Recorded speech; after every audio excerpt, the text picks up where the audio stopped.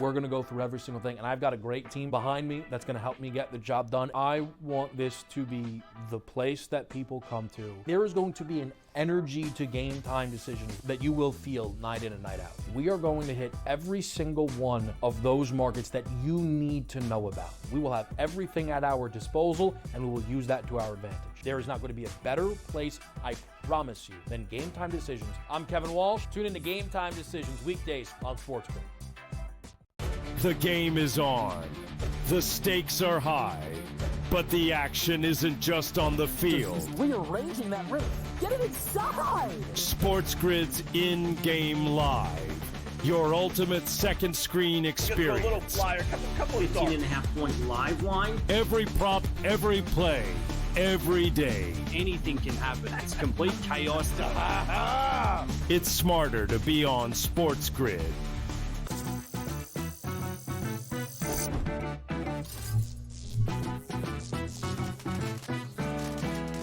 Did you know sportsbooks tend to draw up tighter bet lines for events that get even more bettors, like championship games or major matchups? My tip?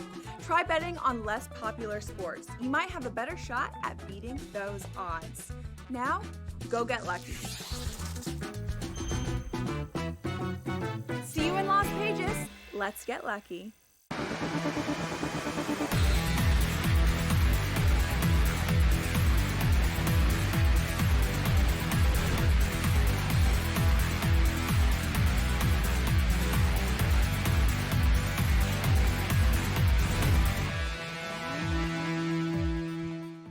And welcome in. It is In-Game Live Game Day here on the grid. Scott and Gabriel Morency for the next 2 glorious hours, taking you right up until 10 p.m. Eastern Time, watching, analyzing, betting, of course, on the world of sports. A little baseball tonight. We got some CFL action tonight, a little WNBA action.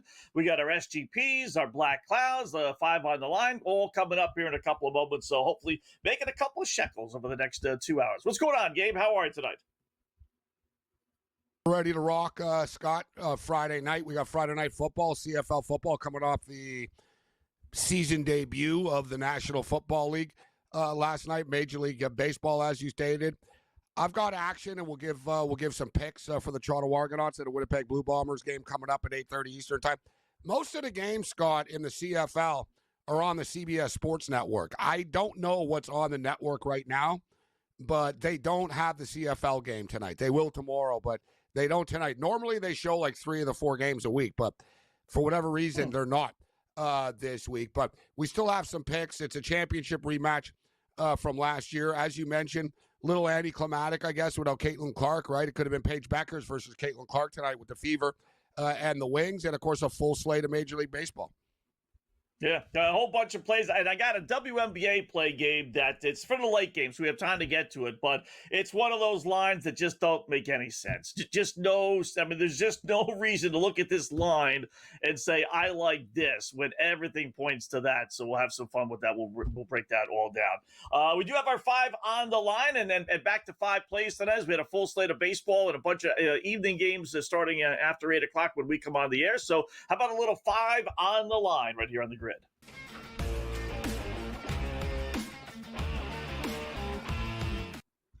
All right, we'll start in the WNBA as our first, as we go from 5 down to the very best one. How about the late game, LA versus Seattle? 2 over teams. We got LA over, the number 1 over team in all the WNBA, 17-8-1 over. Their matchup against Seattle, how about 8-2 over? So last 10 meetings. So let's go over 169.5 LA against Seattle. That's play number 1. 2, Seattle, the Mariners, red hot. They beat Texas again last night. Spare all the details. The bottom line is they are now 21-6. Their last 27 meetings, including 8-2 this year against the Rangers. So let's go Seattle Mariners. Little juicy, little pricey. Maybe we're going to put this in a parlay, but give me Seattle minus the 190 against Texas. How about the Angels and White Sox? Generally speaking, stay away series, right? You know what? The Angels They haven't been great over the last couple of years. They really haven't, but they have owned this series against the White Sox at home. How about that? 28-9. This is not just like last year when the White Sox were awful and this year. This goes back 4 or 5 years. 28-9 at home against the White Sox. So let's lay the buck 136 and go with the Angels at home against Chicago. Play number 2/4. Cardinals, 4-9 since the All-Star break. They have just waved the white flag. A good little start to the season, but it's all falling apart. They're taking on a Padres team tonight that's won 5 in a row. They made all those trades. So trend-wise, Cardinals no good. Padres very good. Add it up. Let's take San Diego minus the 184 at home against St. Louis. And that leaves us with only one. The coup de grace, creme de la creme, numero uno trend for tonight. Believe it or not. Believe it or not, it's going to be the Pittsburgh Pirates. Yes, the Pittsburgh Pirates are 11-1 their last 12 games against National League teams. 6-1, 7-1 their last 8 overall, and they're taking on a god-awful Colorado team. You don't need too many excuses to bet against Colorado. So, crazy as it sounds, Pittsburgh Pirates on the road minus the 142 against Colorado, the best trend play of the night. What do you think? That's the ultimate degenerate special. That's what I think, that Yes. game. The Pittsburgh Pirates. I guess that'd be the equivalent, Scott. That's sort of like betting on, I'm not going to say like betting on Ivy League football. That might be a bridge too far. Let's call this the MAC. When you're betting on, like, you're betting on a Pittsburgh Pirate and a Colorado Rocky game, it's kind of like you're betting on like an Akron Kent State game or something. Right. And not Which even I've like done. good MAC teams. Bad MAC Right. teams. But if there's an angle, which, some of this stuff is random as we talk about, the numbers, there might be trends, but that's just such a degenerate game. But so one of the teams you talked about, and I was talking about this on the SportsGrid podcast, and I put Kurtz and Cam on the hot seat, and I said, who's the one NFC team that's never played in the Super Bowl before? And, so we were talking, and for the record, the Detroit Lions, good call. They're the one team. The AFC's a little different. There's a few in the AFC. Not many, but there's a few that have never made it to the Super Bowl before. But in Major League Baseball, Scott, there's only one franchise that's never played in the World Series. It's pretty wild. The Seattle Mariners. Seattle Mariners, yeah. Yeah, because Colorado did. Yeah. I was thinking Colorado. Yeah, you think, Colorado, if Colorado made the Red Sox. They did make the World Series, yeah. Seattle guys, and Seattle haven't been in the playoffs in forever, right? Actually, you know what? It was. I guess it was about 5 years ago or something. They beat the Toronto Blue Jays. I guess it was the playoffs. It was one of those like wild card games, and then they lost after. But they've never made the World Series before, and as you stated, they're hot right now. And you look at this division. We'll see what Houston. Houston sort of finds a way with smoke and mirrors all the time, but their offense is lacking. There's no debating it. The Houston Astros offense can be anemic at times, as we saw earlier in the week against the Washington Nationals. This is right there for the taking for the Seattle Mariners. And, the Dodgers, let's not dismiss the Dodgers. They're still the team to beat in the National League. But if I take the Dodgers out of the equation and you ask me, all right, who's going to play in the World Series? My pick right now, Scott, would be the Philadelphia Phillies versus the Seattle Mariners. I think the Mariners are going to win the American League this year. I think they're going to finally break this curse and go to the World Series for the first time in franchise history. I would say Houston and the Mets. So we're in the same ballpark with the two divisions being the same. The key for me, Gabe, would be with Seattle, and it's not impossible, but they're 5 back of the Astros. To me, you got to get you can't be a wild card team. I know we've had wild card teams, get there. I get that. But being in that goofy best of 3, man, I just hate that game. I really just hate that best of 3 series. I think if you're in the playoffs, you deserve a best of 5, whether it's a wild card team or a division winner. And I really think it's horrible for a division winner to have to play a best of 3, which the last team does. So that's the key. Give me the team that's going to win that division, and that's why I would take Houston and over Seattle. And I don't think Toronto's going to get there. I don't think the Yanks. I don't think Detroit. I don't. Really, to me, I like Texas just because I said Texas at the beginning of the year. I'm going to stick to my guns, but they're not playing like they're going to go to the World Series. So I really would be surprised if it wasn't Houston or Seattle. I'll tell you that. And it's amazing. Houston shouldn't get there when you actually look at their team, but they're finding a way, and they do have the pedigree. You can't dispute that. And also, Seattle have the pedigree of never doing it, right? And you can't really dispute that either. So there's a lot of sort of parallels that are going against each other there. I just don't fully, and I usually always do just say, yeah, Houston will be the ones when it's all said and done. I'm not ready to dismiss the Blue Jays. I'm not buying into the Tigers. Like, if I had to pick a team besides Seattle, like that'll be in the World Series, I would say the Toronto Blue Jays. But I think it will be the Seattle Mariners. Yeah. In-game live, game day. We'll hit the baseball board when we come back right here on the Grid.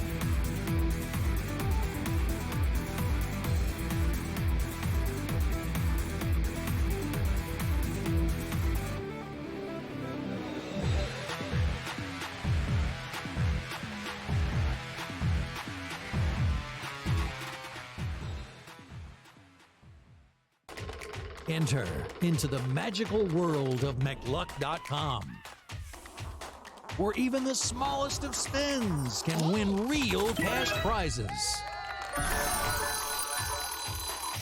Adventure into over 1,000 of the best Vegas-style slot games. So what are you waiting for? Unlock your free welcome offer today.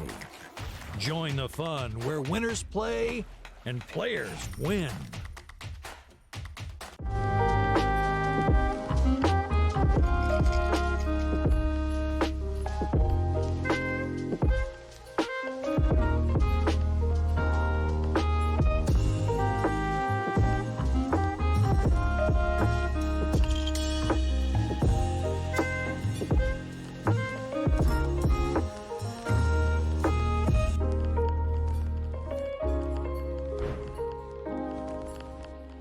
We're going to go through every single thing, and I've got a great team behind me that's going to help me get the job done. I want this to be the place that people come to. There is going to be an energy to game time decisions that you will feel night in and night out. We are going to hit every single one of those markets that you need to know about. We will have everything at our disposal, and we will use that to our advantage. There is not going to be a better place, I promise you, than Game Time Decisions. I'm Kevin Walsh. Tune in to Game Time Decisions weekdays on SportsGrid. The game is on. The stakes are high. But the action isn't just on the field. He's rearranging that roof. Get it inside! SportsGrid's in-game live. Your ultimate second screen experience. A little flyer, couple of 15.5-point live line. Every prop, every play, every day. Anything can happen. That's complete chaos. It's smarter to be on SportsGrid.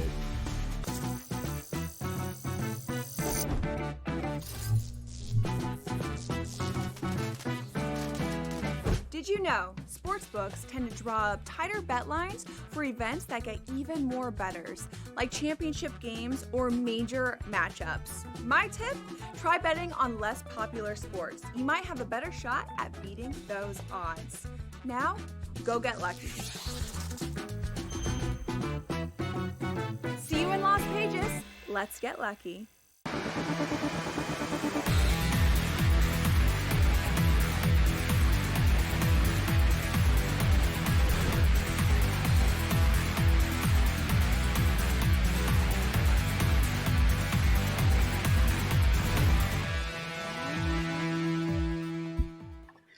All right, welcome back. It is in-game live game day here on the Grid. Just getting underway. Scott and Gabe Morency till 10 p.m. Eastern time. Little baseball, little WNBA, little CFL, and just for blanks and giggles, Gabe, I got the Savannah Banana game on. They're playing in I think it's live. They're playing in Baltimore, right? Sold out crowd. I don't know if they've been up in Canada at all, and if this mania has hit the Canadian market at all, but it's just funny. We've talked about this before on this show. Everywhere they go, sold out. You would think this was like Game 7, Baltimore and Pittsburgh Pirates from many moons ago. You can't put another person in that stadium, and they're watching this goofy Savannah Bananas, which I get bored after 10 minutes of it. I get it. It's goofy. It's funny looking. But after 10 minutes, it's like, all right, I've seen it up. But it is amazing. They continue to draw. Has that hit up in Canada at all? Well, they haven't made an appearance, but it is crazy. Like, they get actually more fans than Major League Baseball teams do, by far. I mean, you could combine a bunch of teams. They sold out football Clemson's stadiums, Gabe. Yeah, they sold out Clemson Stadium. They sold out Clemson Stadium. They did like a college football sort of college campus tour. Sold out a bunch of, stadiums in the South. It's fun. I think my deal with them is, I think oversaturation and overexposure kicks in, right? I mean, it goes from being a cool, fun thing to, not like, 118 nights a year, right? Not on like, you don't want it to be like turning on the TV, oh God, the bananas are on again, right? And they have a deal now with, True or TNT or whatever the hell it is. I don't know, Scott, they're broadcasting like 29 games or something. So like they really have become this entity. I was going to compare them to the Harlem Globetrotters in a way, in a sense, right? But the Globetrotters are more for kids, obviously, right? But it's, it's performative, but it's entertaining, but it's, they're promoting the sport in a positive way.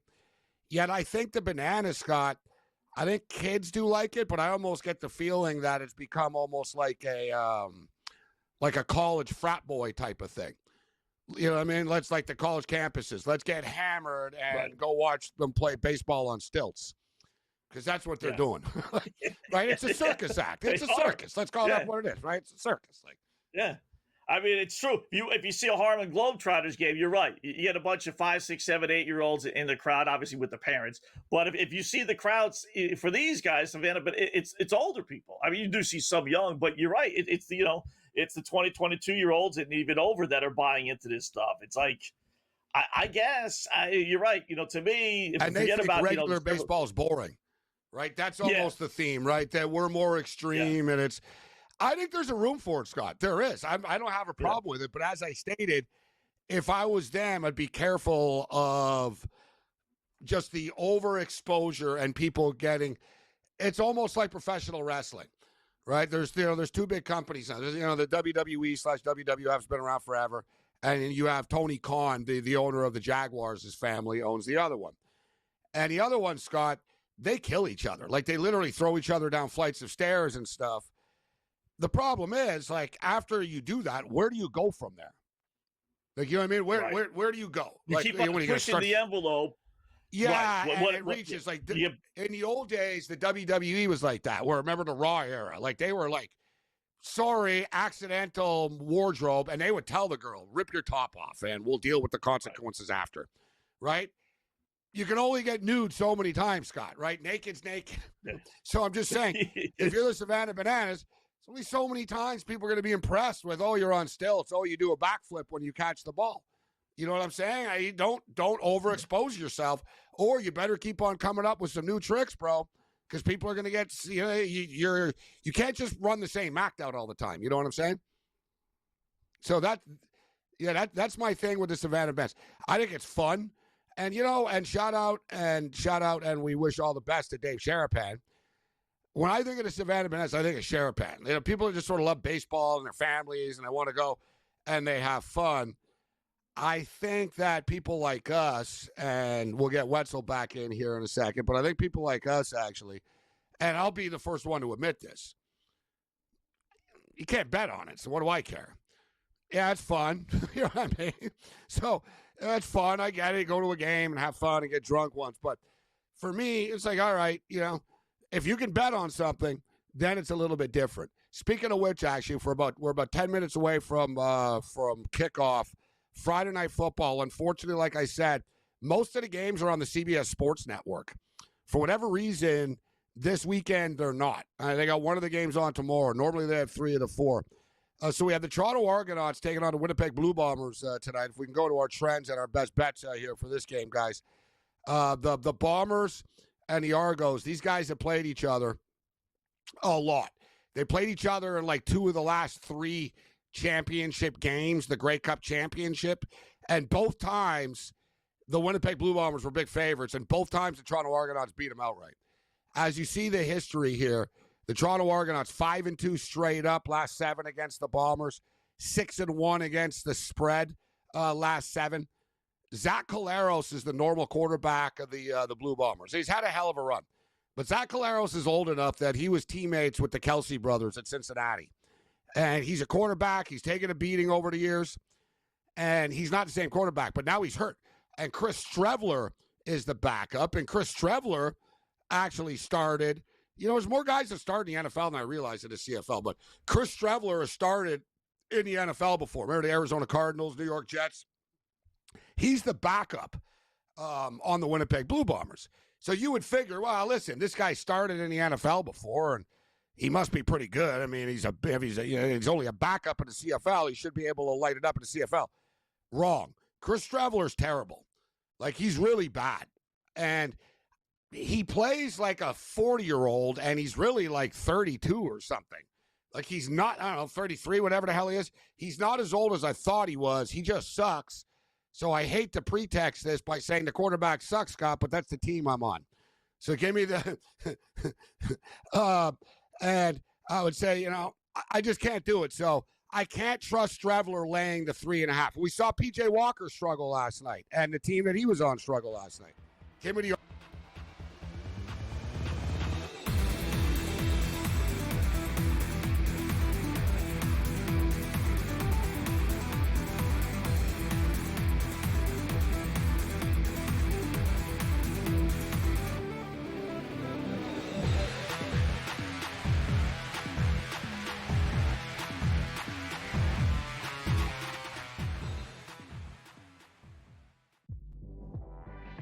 They lay over and die at the hands of the Minnesota Lynx, who beat them 109-78. The defense is a mess. The offense is a mess. The Vegas Aces, who I was so sold on, JY, bouncing back and being one of the absolute best teams in this league, are average at best. Betting above the rim. Only on SportsGrid. Want to hear a crazy stat, guys, with this Pittsburgh Pirate team? I brought this up yesterday. Out of 106 games, they have been involved in 27 shutouts, 13-4, 14 against. Over 1 out of every 4 Pittsburgh Pirate games ends in a shutout. How crazy is that? total is 8 tonight. In-game live, only on SportsGrid. One big problem for NBC, too many on-air cooks for the coverage, particularly on the weekends. Having 4 on-air teams separate time, divide the time, was really outrageous. You had Mike Tirico and his partner. You had Dan Hicks, NBC Sports' lead golf commentator, and his partner. You had Steve Sands from Golf Channel and his partner. And you had Terry Gann, who, by the way, if you don't know, is going to become an NBA play-by-play voice. Newswire, only on SportsGrid. Just more and more smoke, you know, leading to the fire that is Keegan Bradley being on this team as a player. Yeah, I think we're all expecting it at this point. And, you know, Keegan, he knows he can't play poorly in the playoffs. Like, he knows he needs to keep momentum going. And if he continues to play well, he's going to be on this team. The Smiley Show, only on SportsGrid.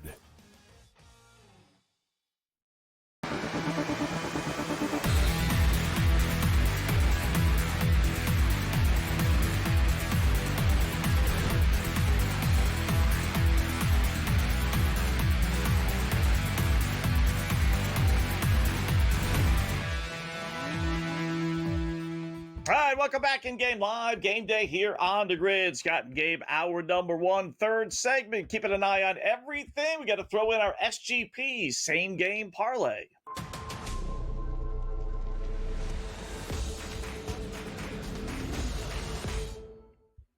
This one hits. It'll pay almost 10-1. Not bad. We're going to grab the A's minus the 120 against Arizona. Oakland/Sacramento 6-1 their last 7. Arizona's lost 5 in a row. They traded anybody of any value, and then you throw in what that must have done to the locker room. So I'm going to go against Arizona until they win a couple of games. So let's go against them in this SGP. Got to go over 7.5 runs. We're going to lower it. It's 9.5. We're going to go down to 7.5. Even though, I got to get a couple of runs out of Arizona. I hope I will. The game is in Sacramento, so you can probably count on one hand how many games in Sacramento haven't had at least 8 runs. So minus 265 on that. Then I'll go with the rookie Nick Kurtz, who's been on fire, obviously hitting 500 over the last month or so. 2 bases at minus 120. We'll go Brent Rooker, the main RBI guy for the A's, get an RBI at plus 130. And then the only one that I'm going to take a chance on, this is why I bumped it up to almost 10-1, as you see there. Second inning, we need a tie. I figure we'll get some runs in the first inning. Then pitchers generally, settle down second inning. So, a 0-0, or 1-1. But I'm guessing 0-0 second inning tie. And that's minus 155. And it's going to pay plus 984, Gabe. What do you think? And I think you need Santa Claus to come down the chimney as well. There's just too many things for my life. That's a little wild one with your tie angle there. But that's a little bit wild. There's just too many picks in it for me. Although I will say, if you look at Arizona, listen, man, you never know in sports. Oftentimes when teams trade everybody, right, you figure, this team's going to be done the next game, and somehow they win. But if you look at Arizona, this can't be a happy clubhouse right now. High expectations coming into the season, constant injuries. Suarez gets traded. The bullpen gets broken up. There's basically like 5 guys gone, Scott, that was in the clubhouse like 24 to 48 hours ago. That shakes things up. Right now, it doesn't mean who knows what happens on the other side. We're talking about the Athletics here. So for me, I do like the A side of this baseball game, just from that situational spot that we just talked about. The Cardinals are another team that should be pretty down right now. But remember, Scott, I brought it up earlier in the week. Baseball is such an individualistic sport that, the guy batting, who got traded, what's the score, what's the standings, it's kind of all irrelevant. Everybody's trying to hit a home run now. Every pitcher's trying to strike somebody out, and everybody's trying to hit a home run. And just quickly, we're 3 minutes from kickoff. And like I said, I want to throw this out there. The Bombers, guys, they've lost 3 games in a row. It's the first time in like 4 years or something, 3-4 years, they've lost 3 games in a row. They don't lose a lot, the Winnipeg Blue Bombers. But the Argos have owned their asses, and I can't get in front of that. Like I said, look, 5-2 straight up, including twice in the championship game. They beat them outright. 6-1 against the spread. It's 3.5 hovering around. And I'd like to say that, I think Winnipeg could win the game and not cover. And I think that's probably what happens here, to be honest. I think it will be close, but it's one of these deals I just can't trust Chris Streveler enough to be laying the 3.5 points with. Yeah. He was bad in college. Yeah, exactly. He was bad in college. He was bad in the NFL. FanDuel's got it down to 2.5, as a matter of fact. Little juice, minus 122, even on the other side if you want Toronto, but it flipped over that magic number 3. So I got to believe Toronto has gotten all the money if it's going to drop, and move across that 3 number. So 49 they played last week. Total. And I should note, they played last week, and Toronto beat them like 38-17. But Toronto are home underdogs. Like, Toronto have only won twice all year. Like, Toronto are struggling this year. But they're starting to put it together a little bit now. They've played better. The 7-point teaser, I think, is a good angle here. Like, they get the Argos up to, like, plus 10, plus 9. One thing I'll say, though, Scott, there's no key numbers in the CFL. You can get a single point for missing a field goal, right, or a punt. But last night with Calgary. I mean? So, yeah, exactly. Like last night, 17-4. How do you get a 17-4? Like at one point, right? Yeah. So you get these weird scores. So there's not really every point matters, obviously, in betting, Scott. But you know what I'm saying? It's not set in stone. The CFL is so random with their scoring and safeties and even I'd argue in the NFL, Scott, there's no key numbers anymore. These jackass kickers miss extra kicks all the time. Yeah. Cam Stewart comes up next. We'll get his thoughts.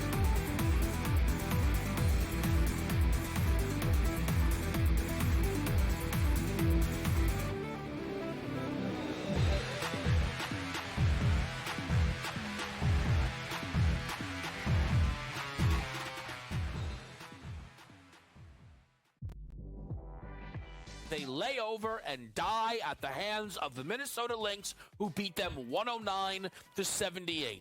The defense is a mess. The offense is a mess. The Vegas Aces, who I was so sold on, JY, bouncing back and being one of the absolute best teams in this league, are average at best. Betting above the rim. Only on SportsGrid. Want to hear a crazy stat, guys, with this Pittsburgh Pirate team? I brought this up yesterday. Out of 106 games, they have been involved in 27 shutouts, 13-4, 14 against. Over 1 out of every 4 Pittsburgh Pirate games ends in a shutout. How crazy is that? Total is 8 tonight. In-game live, only on SportsGrid. One big problem for NBC, too many on-air cooks for the coverage, particularly on the weekends. Having 4 on-air teams separate time, divide the time, was really outrageous. You had Mike Tirico and his partner. You had Dan Hicks, NBC Sports' lead golf commentator, and his partner. You had Steve Sands from Golf Channel and his partner. And you had Terry Gann, who, by the way, if you don't know, is going to become an NBA play-by-play voice. Newswire, only on SportsGrid. Just more and more smoke, leading to the fire that is Keegan Bradley being on this team as a player. Yeah, I think we're all expecting it at this point. And, Keegan, he knows he can't play poorly in the playoffs. Like, he knows he needs to keep momentum going. And if he continues to play well, he's going to be on this team. The Smiley Show, only on SportsGrid.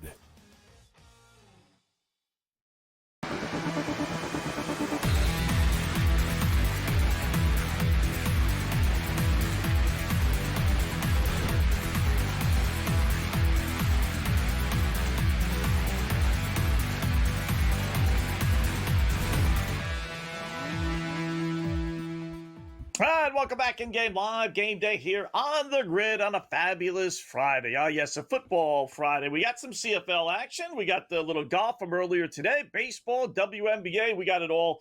Joining us now to give us his thoughts, Mr. Cam Stewart, who you see here all the time right here on SportsGrid. What's going on, Cam? Got any CFL play since we were talking about that? I'm sure you do, right?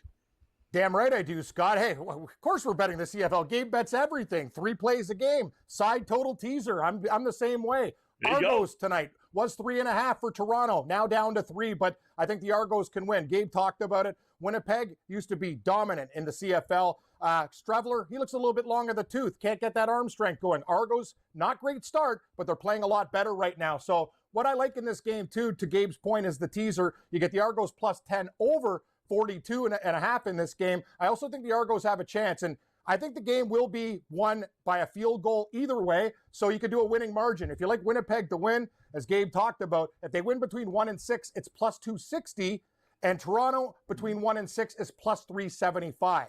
That's a good way of looking at it too. So I'm going to take a shot with both, and if it falls within 6, then we make money. That's a great number. You don't have to lay the juice because Winnipeg is minus 160. We're expecting a close game. Winnipeg are going to be desperate tonight, though. That's the one thing. They've lost 3 games in a row for the first time in 3 seasons. They lost the championship game last year to this same team. They lost the championship game 3 years ago to this same team. And there's only 9 teams in the league, Scott, so they see each other a lot. So think of it like a college football conference. So imagine if, like, the Big Ten teams played each other 3 times a year. So that's essentially what you have. Like, you got 9 teams, whatever, and they play each other like 3 times a year. And then you get into the playoffs. And Winnipeg are like one of the best teams, and the Argonauts are not. Like, the Argonauts have, like, they're like an average regular season team, yet they win they get in the playoffs and they win the championship every couple of years, and they keep on beating Winnipeg, and they kicked their ass last week. And Toronto were bad. They only had 1 win on the year, and they smoked Winnipeg last week. Now they're playing each other again. But the thing is, Scott, Winnipeg, also got blown out by Calgary last month, and everybody bet on the following game. They played each other the following week. It was like, oh, it's a revenge spot. Calgary kicked their ass again. Maybe this Winnipeg team just isn't all that good, right? That's why when I saw 3.5, I kind of flipped because I was like, Winnipeg will find a way to win. It won't be pretty, but they're going to die trying to win this game, especially back at home now.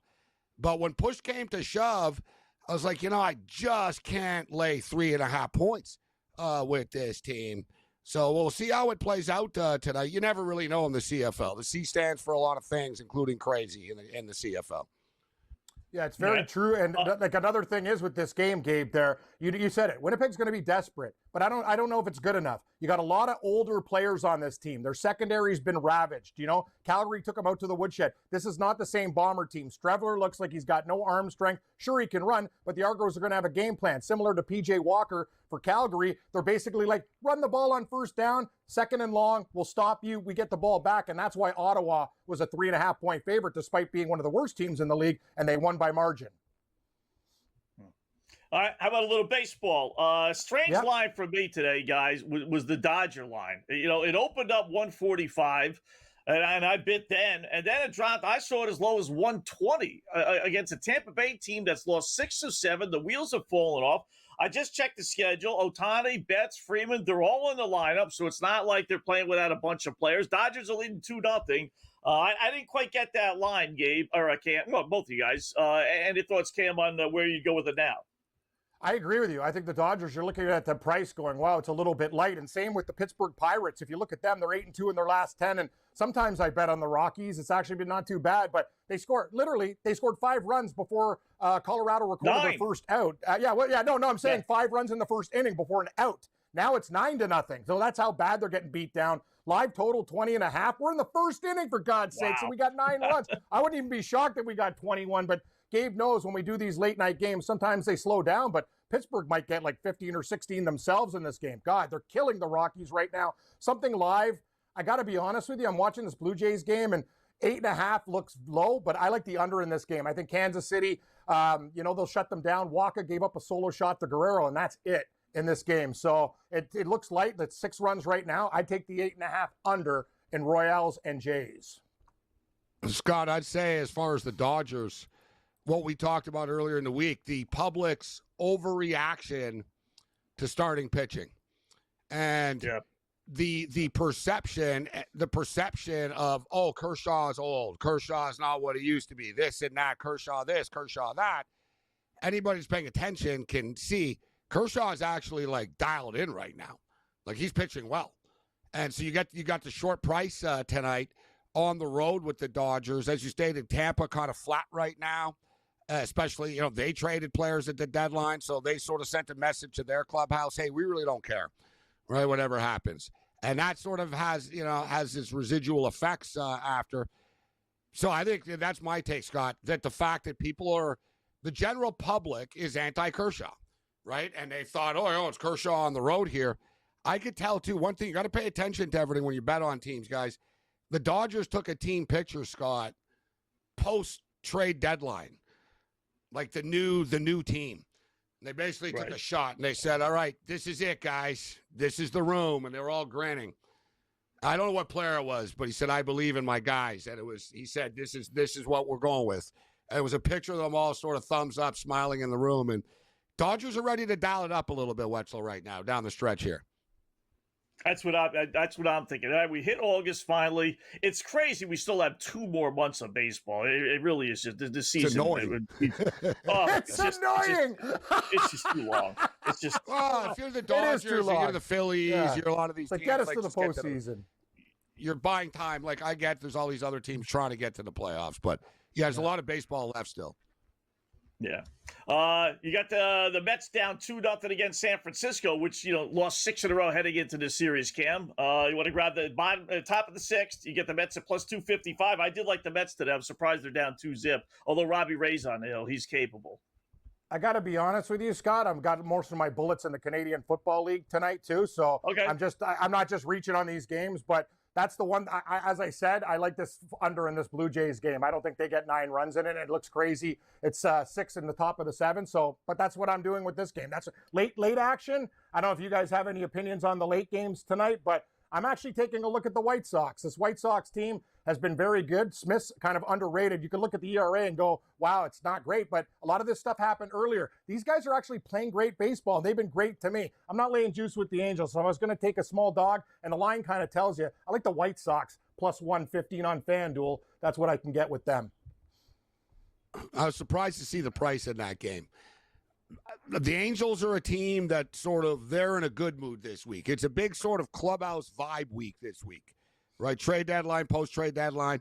Although the Angels are just getting murdered for trading people. Like, what are you doing? You suck. Why would you even try to do this? But Moreno's going to get criticized no matter what he does, it seems.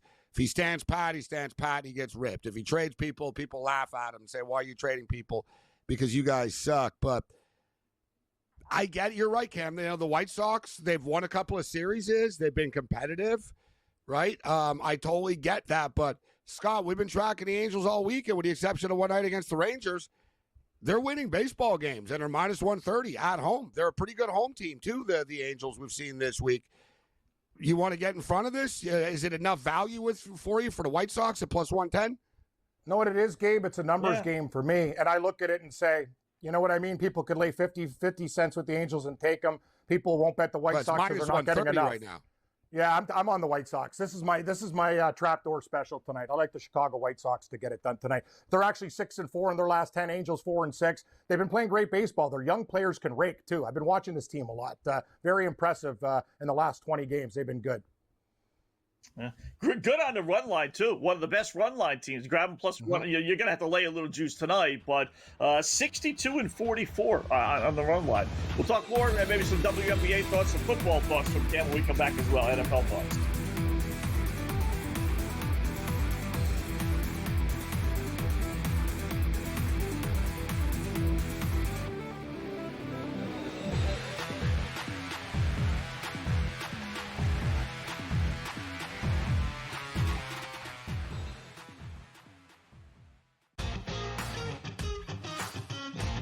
Just more and more smoke, leading to the fire that is Keegan Bradley being on this team as a player.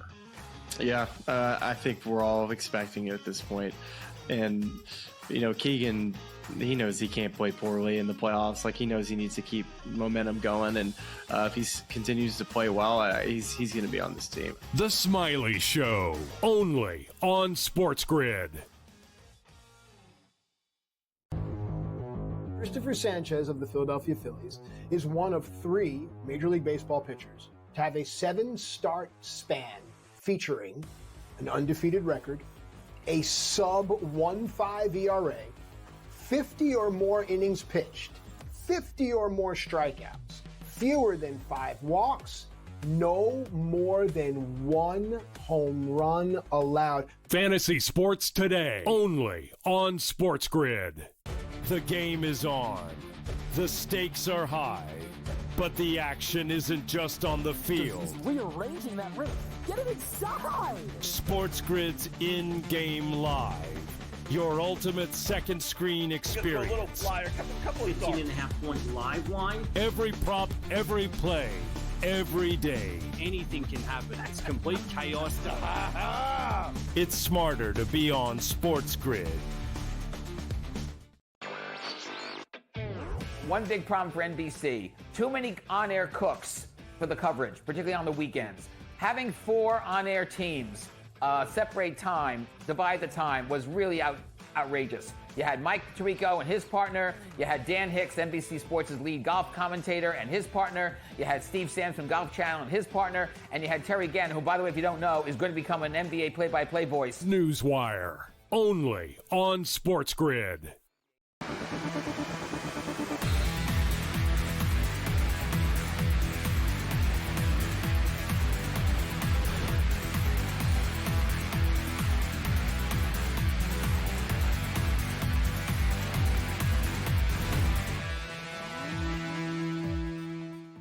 All right, welcome back in Game Live. Game Day here on the grid. Scott and Gabe talk with Cam Stewart as we run down a little baseball, maybe a little WNBA as well, and maybe some football, NFL thoughts also. How about St. Louis and San Diego? St. Louis is one of those teams I think is deader than dead.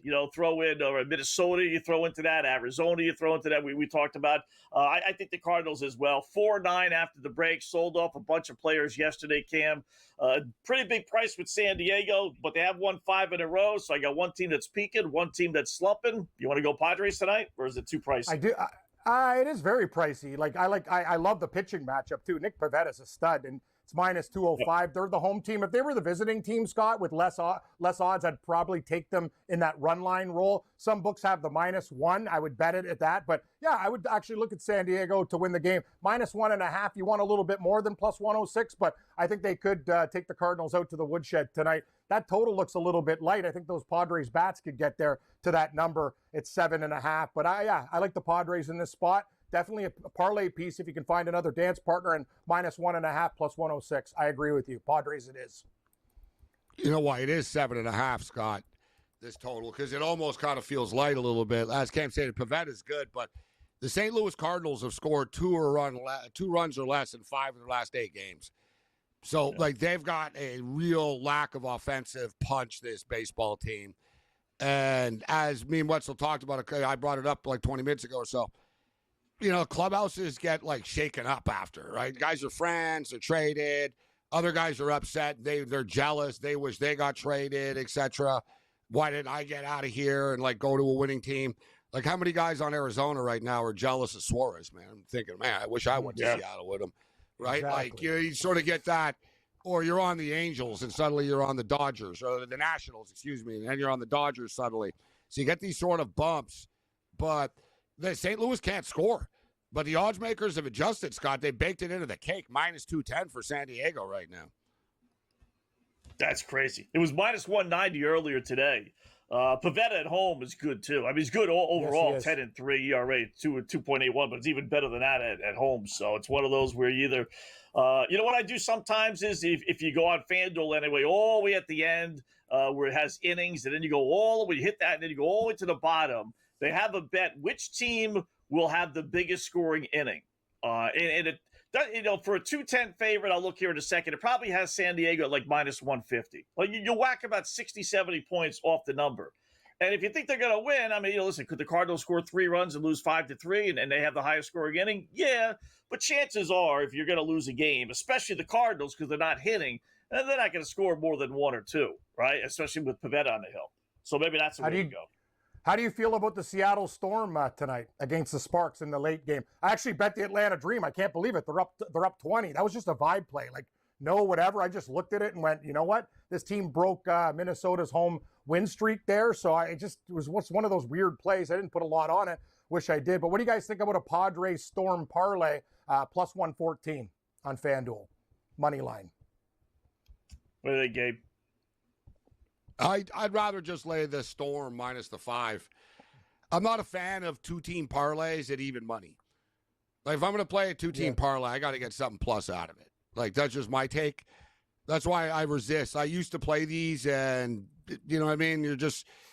If you sort of half-ass it feels like you half-ass like it. So, I'm scared of it, so I'll play it like this. Mm-hmm. So I'm not a fan of 2-team parlays that are not at least, plus 125 or plus 130 or something like that. That's my take on that one. But it's not bad. You're getting plus money. It's just not. You just want more. You want over like a quarter, plus 125. I'd like a little bit more for sure. How about this? You got to win two. You got to win 2 games. But I do think this Storm. We talked about the Sparks and the Aces the other night, and the Sparks were on a 5-game win streak. Brink came back. They got lit up by Vegas. Now they're going on the road. If you look at the history of these 2 teams, Seattle beat them by 30 earlier this year. Seattle, if you look at the Storm, 8-2 straight up last 10 against the Sparks, 5-0 straight up last 5 against the Sparks. Sparks and Storm, ironically, though, have gone over the number 6 times in a row tonight. The number's a little high, but that's why the number is what it is. I think it gets there, but it seems, and I know you got a black cloud later, Wetzel, I don't know if this is it, but all the numbers and directions. The weather forecast tells us that the Storm is the play. Yes. Yeah. 8-2 over their last 10. How about this one, guys? Explain this to me, right? Rebounds. They got forward Azura Stevens over 7.5. It's now minus 130 for the over. It was minus 148 at 7.5. She averages 8.5 rebounds a game.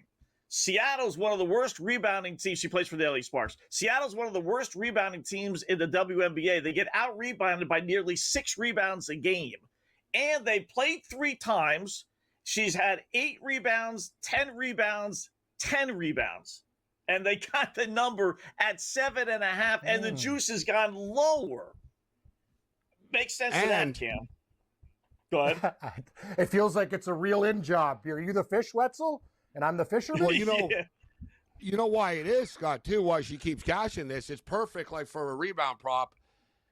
If you're taking a rebound prop, you want the player, Scott, on the losing team, on the worst team. Right. They're gonna shoot less. Like, Seattle's gonna get more shots. It's just the ball's always gonna be the ball. Like, they scored 90 points last time against this team, so like she's gonna get the rebounding opportunities on it because we all know it's a hell of a lot easier. You look at rebounds. Players get defensive rebounds more than offensive rebounds, right? Offensive rebounds are harder to get. So she's going to rack up a bunch of defensive rebounds because Seattle are shooting all day on them, Wetzel. That's why when I heard those numbers against the Storm, and the correlation is, for the most part, the Storm kicked their ass all the time, too. So why is it only 7.5 then? It all points to more rebounds, right? I mean, the computer is that set it? and not WNBA. They don't look at it that closely. Not enough people are winning on it to beat them for them to notice. Right. That looks almost too good to be true. One of those bets where it's just like, and the like I said, it was minus 148 to the over this afternoon. Now it's only minus 130. I mean, they're really. Oh, I was going to give you a golf pick. Sanjay M, 8-1 to win the Wyndham Championship. There you go. Great job, Sanjay. Sanjay.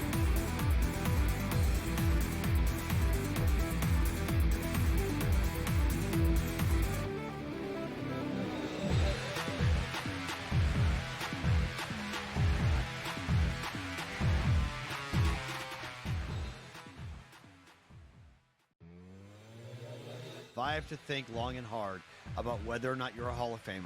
You're not a Hall of Famer. I don't need to argue stats. I don't need to argue whether or not you are great. If Ichiro Suzuki is not a Hall of Famer, we don't need to have a baseball Hall of Fame. Like, just pack it up and shut it down, because that guy was as good of a hitter as we've ever seen.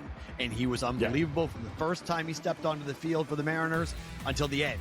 In-game live, only on SportsGrid. It's edge rushers. That's where it is right now. And I think Myles Garrett is in a class of his own. I think TJ Watt's right there. I think Micah Parsons is right there. Certainly, those guys are very, very good. Myles Garrett is in a class of his own. He just absolutely is. When the advanced stats about the double team rate, his quarterback pressure rate, all of that, he just stands a notch. I don't want to say a big gap, but he stands a notch ahead of those guys. Game time decisions, only on SportsGrid.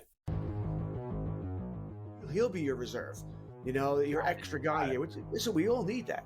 I say this all the time about outfielders. Most leagues, I don't know about your league, but we start 5 outfielders.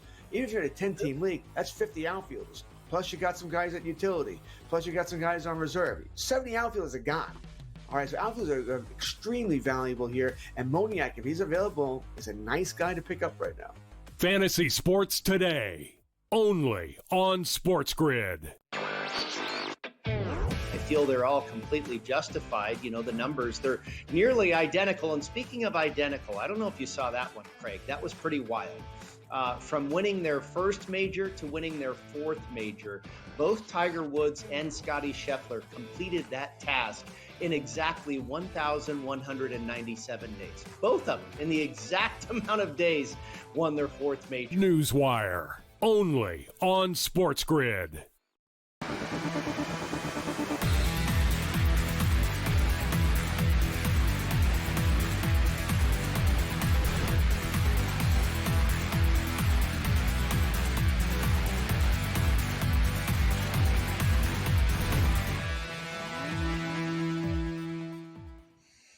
right, welcome back. It is In-Game Live Game Day here on the Grid, finishing up hour number 1. Thanks to Cam Stewart for joining us, as he will every, I think it's Wednesday and Friday for the rest until we get through the football season. So he'll be here previewing all the games for us. So that'll be a lot of fun.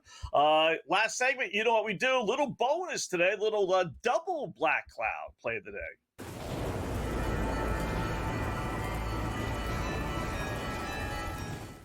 Yeah, we haven't had that many black clouds this week because the schedule, there weren't that many games. So we figured, you know what? I had 2 plays I really, really, really like. So let's why not? Let's do a double black cloud. We've had bad weather here on the East Coast, so it's kind of honoring the Mother Nature here. We'll start with baseball.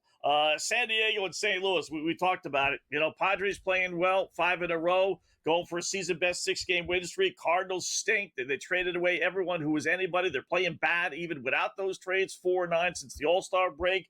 So Nick Pivetta, great 10-3 10-3 on the season, even better at home. ERA under 2. Cardinals coming off back-to-back shutouts that can't hit their way out of a paper bag. I don't know how San Diego doesn't win this thing tonight. So Black Cloud number 1. Let's go Padres minus the 184. It might be 2-1 now. It was 184 when we put the graphic together not that long ago. Play number 2, the woman we just talked about with the WNBA with Cam. I know it's got sucker written all over it. And this is the mind of a gambler. You know, going in, this line makes no sense. And I try not to use those games and plays as black clouds because more times than not, they don't win. But everything is pointing to LA Sparks forward Azura Stevens getting 8 rebounds. The number 7.5. She averages over 8.5. Seattle's one of the worst rebounding teams, the team they're playing in the WNBA. They played 3 times this year. They've had 8, 10, and 10 rebounds. Stevens had, in those 3 games. It's 7.5. It makes no sense. I know it, so be careful. But Padres and Stevens over 7.5 rebounds a game is our Black Cloud plays of the day.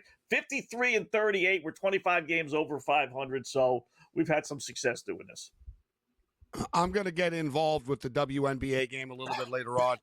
We did take the over of the Fever and the Wings game, and it's right on the number right now of what the closing number was. But we also played Paige Beckers. Holy crap, this guy just returned it to like the 50-yard line, but there's a flag. We played Paige Beckers over 17.5, and we've seen, so, they make these girls, like, earn their money. People talk about the WNBA, this and that. Dude, the Liberty you're playing, they were big favorites. They're losing outright again right now. Right? So they played on the road, too. They've been on the road all week. They played Monday night, Minneapolis, St. Paul. Where do they play? The Target Center? So I guess whatever, in Minneapolis. Yeah. They played at Minneapolis. Wednesday night, Wednesday night was a big showdown in Minneapolis. Monday night, they were in Dallas, Texas. Tonight, they're at the Foxwoods Casino. It's like a touring act. Catches at the Foxwoods on Friday. And, well, I got to get some rest. 3 games, Scott. Like, seriously. Pro players would be, like, the men would be dying. Load management. Hey, we had 3 games on the road in 5 days. Whoa, hey. Like, they'd be freaking out. But on all honesty, all kidding aside, Paige Becker's gone over in every one of them, Scott. She just got there the other game. She sailed over in the Monday night win against the Liberty, and it was 17.5. She's already got 18, and we're not even in the 4th quarter yet tonight. She's just like, she's a great player, bro. And like, she's turning into a consistent scorer. When I watched her earlier this year, she was unselfish. Right? You could tell, like, she didn't, her personality, and she didn't want to become like Caitlin. You know what I mean? She doesn't want to be that alpha dog type of give me the ball. And she was like, hey, I'll pass it to you and stuff. But you just watching, you could see, Scott, it was like, listen, Paige, you're the best player on the floor. You've got to act like it. You know what I mean? It's don't worry about offending people. And you see more and more she's coming into her own, and she's scoring, man. Like, this girl can score. She can pass. She can do it all. But, yeah, she's already gone over her prop again. And talking about the books not adjusting, Scott, it was 16.5 on Monday. It was 17.5 tonight. So they moved at 1 point, and she keeps going over. Wow. It's amazing. Yeah, that's the beauty of betting some of this stuff, Gabe. I know it's goofy WNBA or CFL here in the States. Like, who's going to bet that, Scott? But that's where you get the better lines. It doesn't take much for the lines to move, but they don't move them because, no big deal. No one's going to pay attention to that stuff. And that's why I'll put the one woman in the black cloud, because I'm just thinking maybe they're just, they're not paying attention to it. And as crazy as that sounds, believe it or not, that is the case sometimes. The head of FanDuel told me this. the head of FanDuel, I once asked him, I said, you guys have like the best hockey prices. I said, for whatever reason, your hockey lines are kind of soft, to be honest. I said, you got like, you're paying more. And I said, why is that? He goes, I don't know. He goes, and I said, really? And he goes, people don't bet enough hockey for me to care about that. That's what he said. He goes, beat us and cash in and be happy. There you go. That's amazing.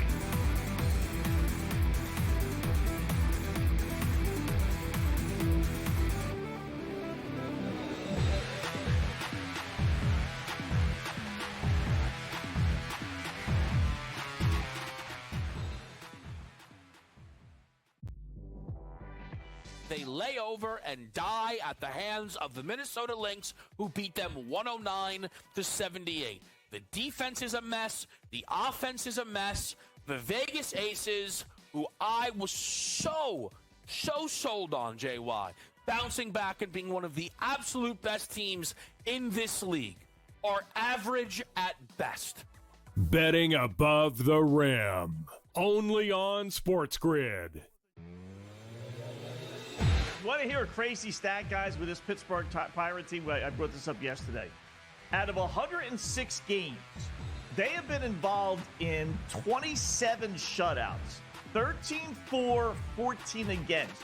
Over 1 out of every 4 Pittsburgh Pirate games ends in a shutout.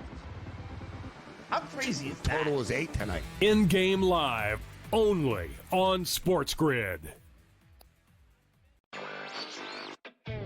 One big problem for NBC, too many on-air cooks for the coverage, particularly on the weekends. Having 4 on-air teams separate time, divide the time, was really outrageous. You had Mike Tirico and his partner. You had Dan Hicks, NBC Sports' lead golf commentator, and his partner. You had Steve Sands from Golf Channel and his partner. And you had Terry Gann, who, by the way, if you don't know, is going to become an NBA play-by-play voice. Newswire, only on SportsGrid.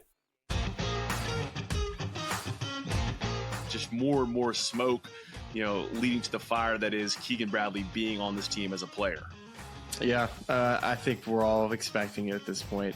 And, Keegan, he knows he can't play poorly in the playoffs. Like, he knows he needs to keep momentum going. And if he continues to play well, he's going to be on this team. The Smiley Show, only on SportsGrid.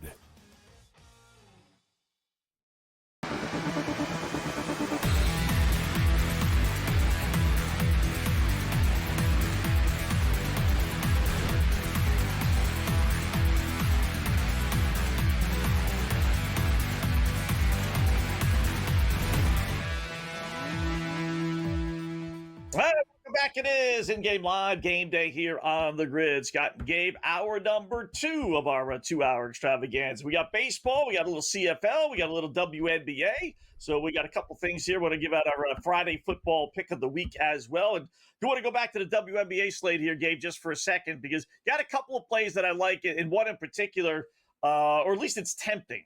Connecticut is beating New York. It's been a struggle for this Liberty team. It really has. They're down 9. Closing seconds in the third quarter. We saw this the other day, when they were down 20 or so. They rallied in the fourth quarter and made a game of it, ended up losing, but, they did cut it to 6 at one point and it ended up losing by 7, I think it was.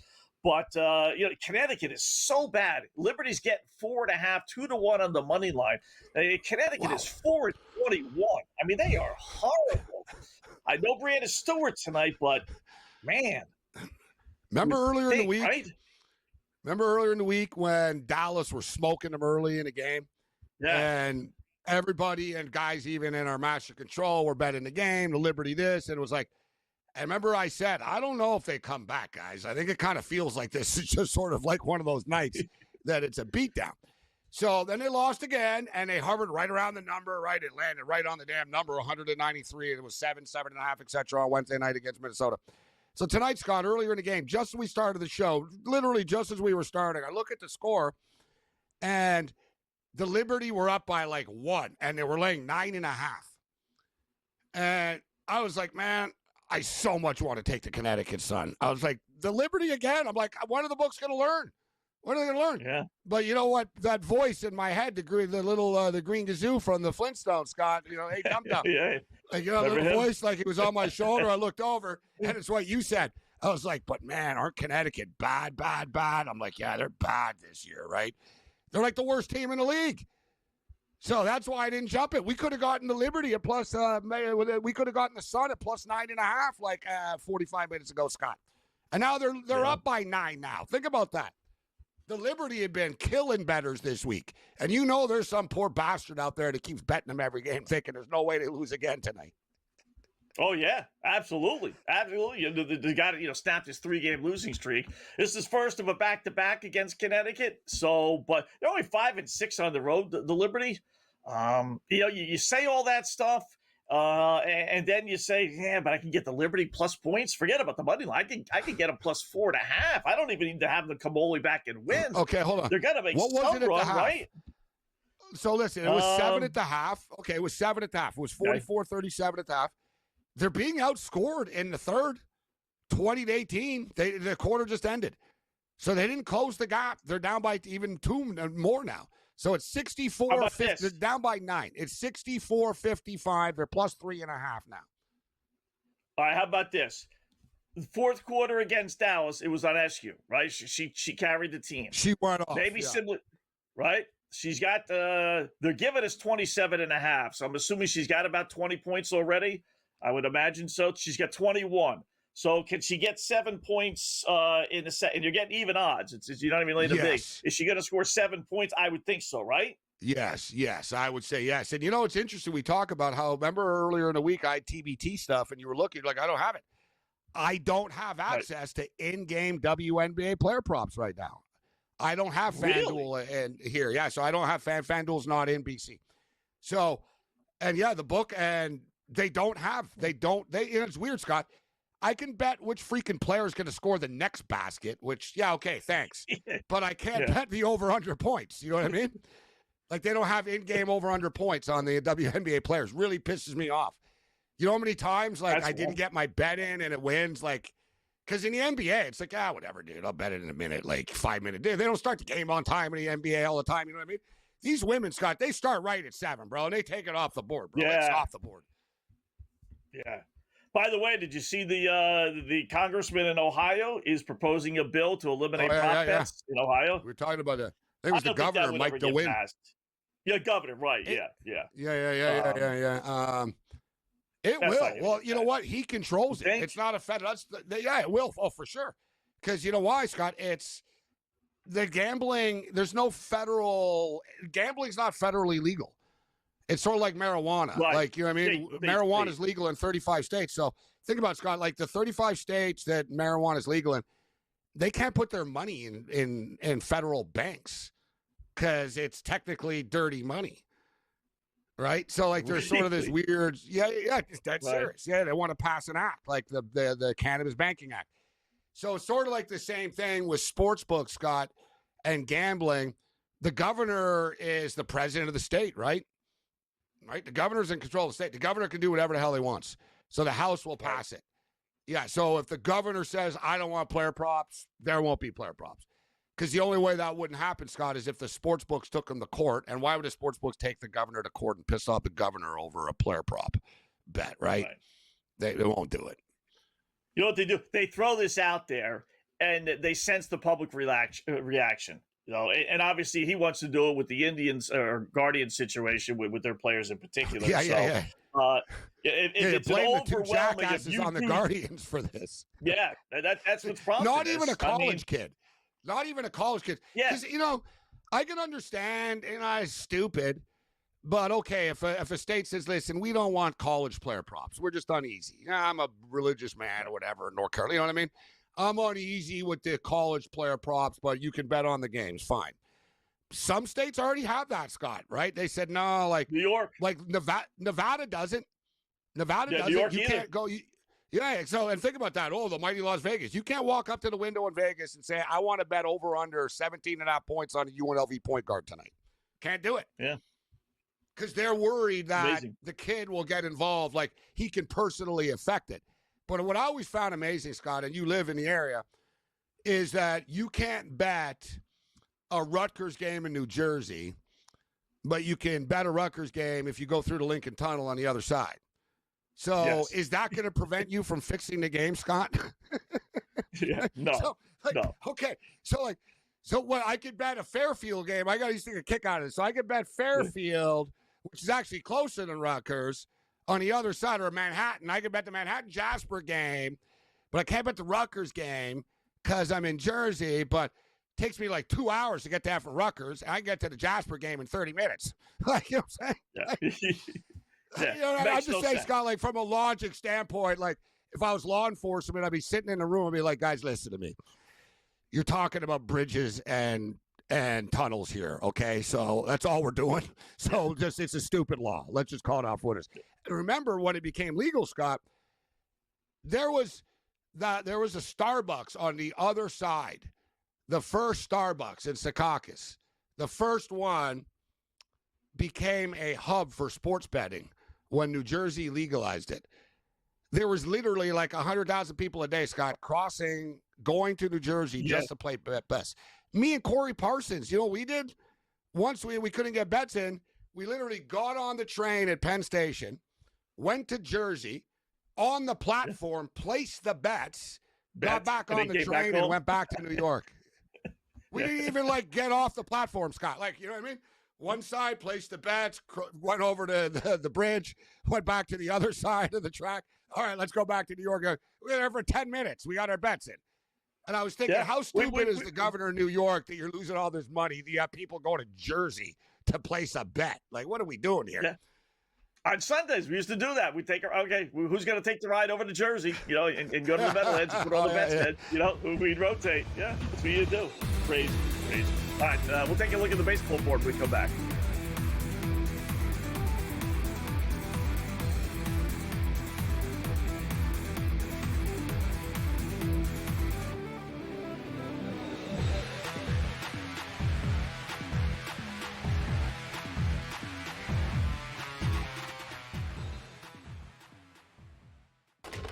Enter into the magical world of McLuck.com, where even the smallest of spins can win real cash prizes. Adventure into over 1,000 of the best Vegas-style slot games. So what are you waiting for? Unlock your free welcome offer today. Join the fun where winners play and players win.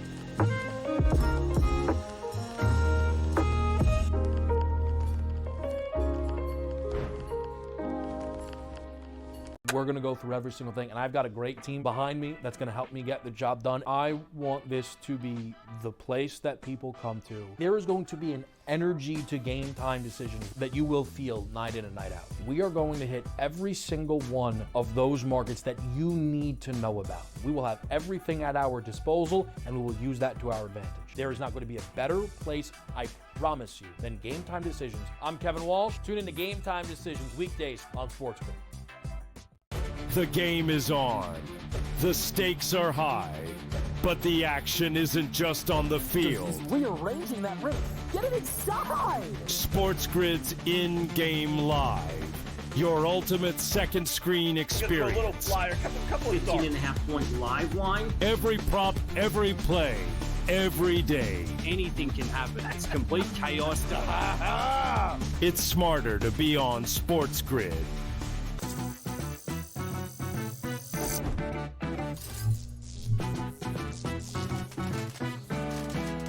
Did you know sportsbooks tend to draw up tighter bet lines for events that get even more bettors, like championship games or major matchups? My tip, try betting on less popular sports. You might have a better shot at beating those odds. Now, go get lucky. See you in Las Vegas. Let's get lucky.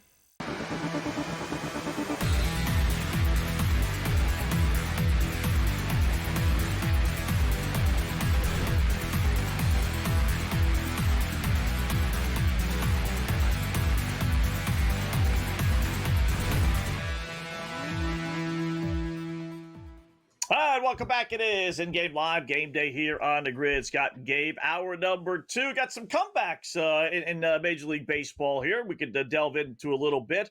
Milwaukee 13-4 over the Nationals, top 7. That's all but done. Kansas City 6-1 over Toronto. Did like the Blue Jays tonight. I thought with Gausman on the hill, they're playing well, but that's not happening. Top of the 9th inning.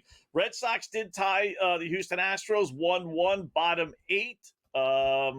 Now, Red Sox minus 146 favorites since it's the bottom of the 8th inning, so they got the extra at bat. Over-under is 3.5, which is interesting. If it gets to the 9th, that's when we go with the over, thinking we're going to get a couple of runs in extra innings.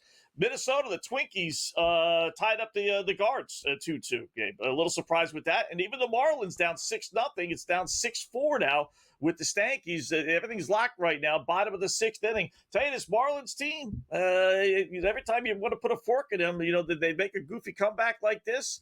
One of the best plays we had a few weeks ago after the All-Star break was their over for the rest of the season, 66.5, 67.5, and they're going to get that in a couple of weeks. They're playing like good ball. So, but yeah, we got a couple of games here. And Phillies even cut it into a 4-0 Tigers lead, 4-3. They trailed out bottom of the 8th inning, and they had a runner on first base. Looks like 1 out. You know what? Plus 210 on Philadelphia. I'd take a stab on that little flyer. Yeah, Philadelphia, I see a plus 235. I was just going to say I would do this as well. They're at the bottom of the 8th, so they still have the bottom of the 9th coming up. They're only down a run. They have a runner on first right now. There is 1 out.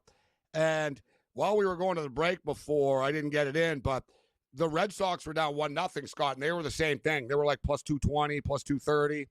And, I was like, all right, 1 run. That's what we always look for. A team down a run, team down, maybe 2. Dodgers the other night were down 2, and they were like plus 400, which was ridiculous. And they came back, and they won the baseball game. Not in love with the Marlins at plus 500 in the bottom of the 6th here. Giants up 3-1. Yeah, top of 8. That game is late. Dodgers up 5-0. That game is late right now. So, yeah, from an in-game betting perspective, Scott, value gone with the Red Sox. The game is a pick 'em now, but I agree with you. I was going to say the same thing. And right on cue, Scott, they just tied the game, and now they have runners on 2nd and 3rd, and the Phillies are minus 240, just like that. Just like they that. went from plus 220. Like yeah, they're minus 240 now. 4-4, runner on second base, 1 out right now. Crazy. Just like it's that. It's crazy. Yeah. It's amazing. And this is what we talk about, Scott. A team down a run, guys. And don't get scared, it's the 8th. Don't look at it like, it's the 8th inning where, like, it's fearful. Like, there's only 9 innings. Right. Like, look, what did I say, Scott? I didn't word it that way. I said, hey, they still got, like, 5 outs to give here. Right? We still got 2, we got the bottom of the 9th. Like, I look at it from an outs perspective, guys. Not easy to get 5. The Phillies are good. Not easy to get 6 of these guys out when the game is on the line and they're only down a run. And you're getting plus 220 or whatever. Like, those are the angles that we talk about, Scott, that we're trying to teach people about. Yeah. You don't, and really, I'm a big hedger. I am. I know you're not. But in situations like in-game, I really am. Maybe not so much a start. Like, if I'm going to take a flyer on a team like we did with Philadelphia there and got the 2 and change, and now I can take the Tigers plus 2 and change, or 2-1, that they have it. You know what? I might wait and see if Philadelphia scores again, but I am looking to now make sure I at least cover my initial bet. Even if it's not to make sure I guarantee myself a win, I do look to get the other side plus the 2-1, this side 2-1, and not worry about the game. I am the one that invented the line, hedging is for gardeners. And I'm not a fan of Edward Scissorhands. Yeah, people have ripped me off. But I'm the one years ago. I said, hedging's for gardeners. I don't know. But there's always exceptions. And it's all what your style of betting is, what you're trying to get out of it. But I agree, Scott. And we talked about it the other night. Like the Dodger game was a good example. Right? It was 4-2, guys, in the 7th inning. And the Reds, like the Dodgers, were like plus 400, plus 380, flipping on the pitches, etc. Let's just call it in the plus 400 range. They were down 2. I gave it out. I said, guys, Dodgers down 2. You're getting a big price, and all it is someone gets on and a home run, and next thing you know, we're tied. The Dodgers actually ended up scoring 3 runs and taking a 5-4 lead. And remember, Scott, I said, look, guys, now the Reds are plus 375. I don't mind a hedge like that. That's one, right. That's not even a hedge. That's like you scalp their heads off. You know what I'm saying? You're walking away with plus 375s, right? And you're like, whatever happens now. Because, the Dodgers probably win, but the Reds could come back again. And hell, we saw it with the 8-8 last night, Scott. 8 runs in one side of the inning, 8 in the other. Like, don't be fearful. And maybe we're a little bit too soft and only trying to go for the 1 and 2 runs down. But last night, come on, that was kind of a rarity what happened last night. Let's be real. Yeah. I'll give you another one right now. Top of the 8th inning, Giants lead the Mets 3-1, and they got a runner on first base, but it looks like at least one out. You can take the Mets at plus 480. All right, we got 2 at-bats left. I would do that price now because Robbie Ray is going to be out of the game. He's been pitching lights out. This is the Robbie Ray game, but he's at 102 pitches. I would be very surprised if he came out for the 8th inning. So I like to look and see where the starting pitchers are at, and if it looks like he's still going to be in there, then he's pitching great. I'm not going to go against that. But chances are pretty good he's not coming out for the 8th inning, and now you go against the Giants bullpen, which is pretty good, but at least it opens the door. You don't have the guy who's just been stifling you all night long. So and you're going to get a little extra with the Giants having a runner on base with 2 out. If they don't score, maybe it goes down to 4-1, maybe 380. You might whack 100. Now the Mets at plus 5-1. You might get it at still 4-1, but I would take my chance with the Mets with 2 at-bats now against the Giants bullpen. Here's one, Scott, in game for everybody. Not plus money, so not a bull comeback play, but a total pick.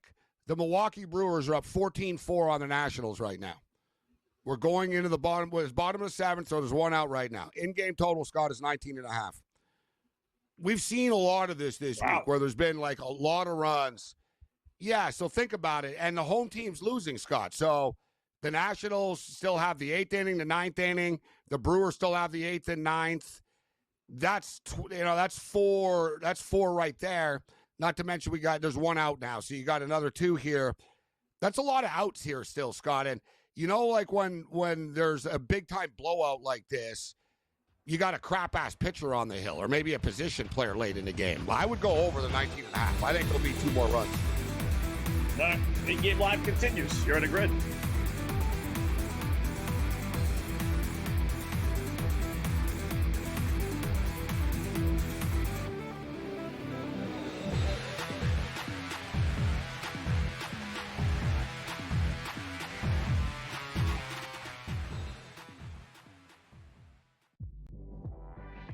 They lay over and die at the hands of the Minnesota Lynx, who beat them 109-78.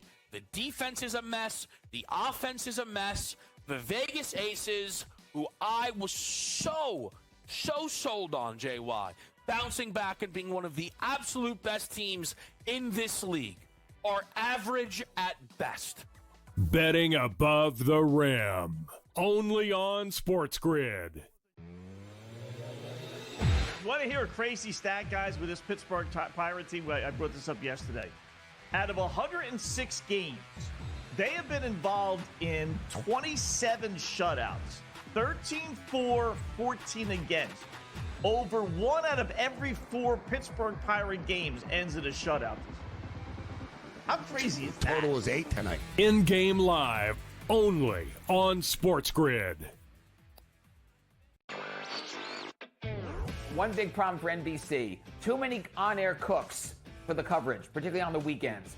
Having 4 on-air teams separate time, divide the time, was really outrageous. You had Mike Tirico and his partner. You had Dan Hicks, NBC Sports' lead golf commentator, and his partner. You had Steve Sams from Golf Channel and his partner. And you had Terry Gann, who, by the way, if you don't know, is going to become an NBA play-by-play voice. Newswire, only on SportsGrid.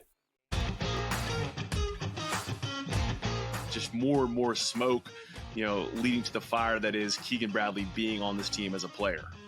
Yeah, I think we're all expecting it at this point. And, Keegan, he knows he can't play poorly in the playoffs. Like, he knows he needs to keep momentum going. And if he continues to play well, he's going to be on this team. The Smiley Show, only on SportsGrid.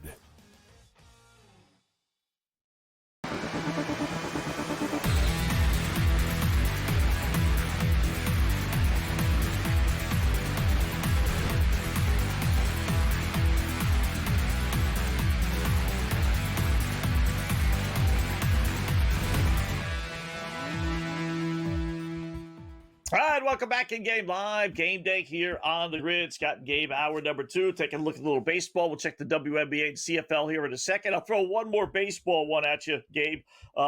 Pittsburgh 9-4 over Colorado. Bottom of the third inning, and looks like the Rockies have a runner on third base. FanDuel saying 2 out. Giving you an over-under of 20.5. You got 13. You still need 8 more runs, which is a lot of runs. But this is, we're well into the Rockies bullpen, obviously, after Pittsburgh scored 9 in the first.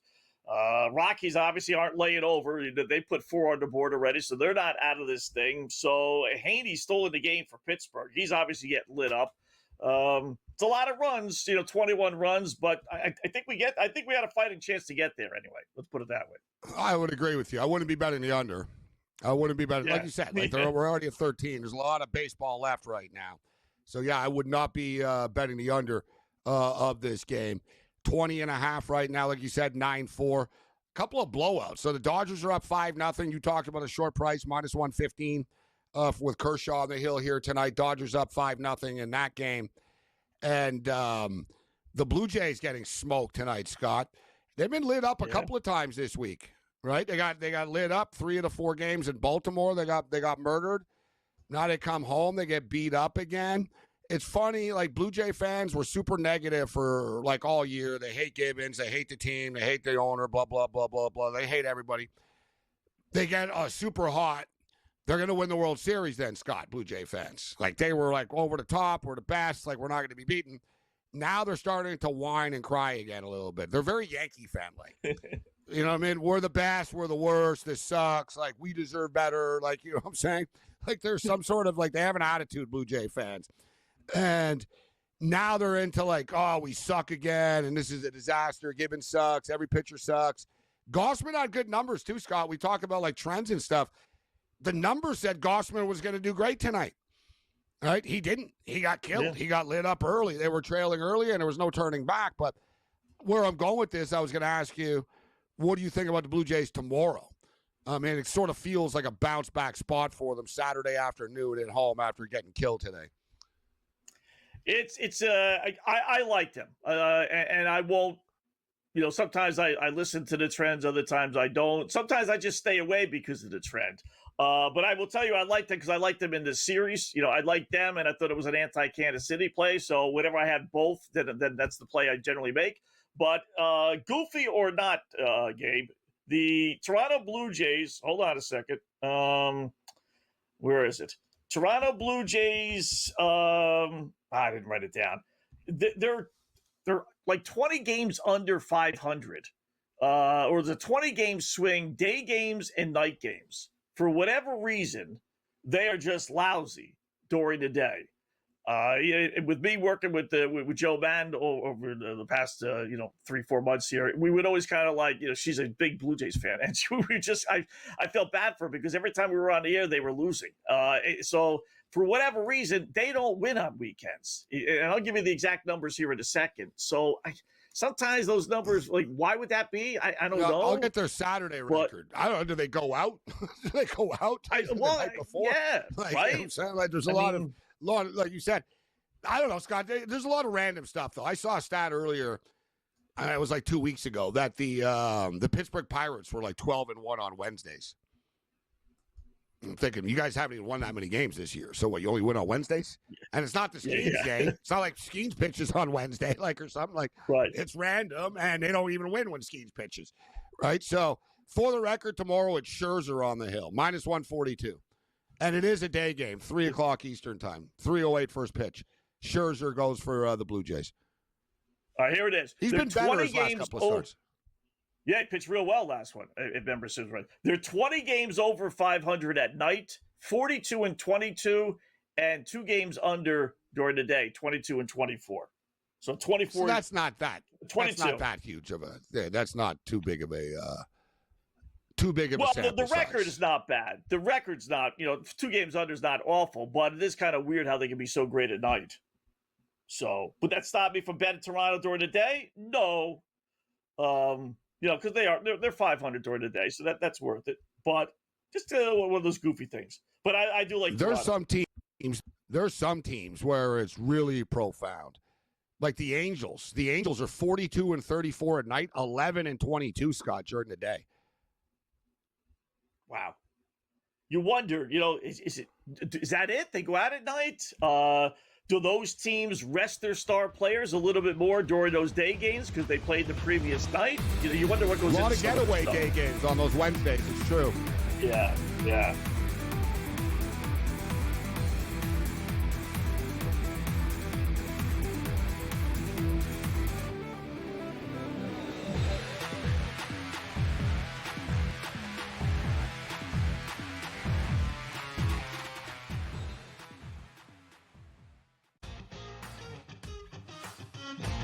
Joaquin Neiman wins for the 5th time on the Live Golf Tour. And I don't know how many starts they've had. Is it 9 at this point, probably? Maybe 10? So he's won half the time virtually. He has, and this is again a stat. Sean Lowry's our guy who sends me live stats every week. I love that you get live stats every week. It's so good. The Smiley Show, only on SportsGrid. Sadiq Bey coming off the bench. Alvarado missed a lot of time. Jordan Hawkins has had his moments. So, and remember, they picked out even a guy like Kevon Looney off the bench. So, to me, they could be there. You know what? And it's crazy because last year I was so big on them, and now I'm off of them. But I'm going to say it. Fly Pelican. 7-1. Fly Pelican. Fly Pelican fly. 7-1. Worth it. So, here's why JY is great, because sometimes I almost, it's tough when I sell JY, because now what will happen is, right? I mean, listen, it's the middle of the summer. You know what I mean? And what's going to happen in 2 months from now, JY's going to go, now listen, me and K-Dub love these Pelicans. I'm like, when did I say that? When did I don't remember that one. JY. Betting above the rim, only on SportsGrid. So I drafted Aaron Jones in my Dynasty League, but he's like my 4th running back, to let you know that people don't really believe in him. And by the way, when you play in a Dynasty League, I always play to win this year. I don't worry about next year. I want to win now. Flags fly forever. I'll worry about next year. So, but I got Aaron Jones last year, 1138. So he's going to drop down by almost 50%, not to get this total here. Yeah, I think he gets. I'll take the over. Fantasy Sports Today, only on SportsGrid.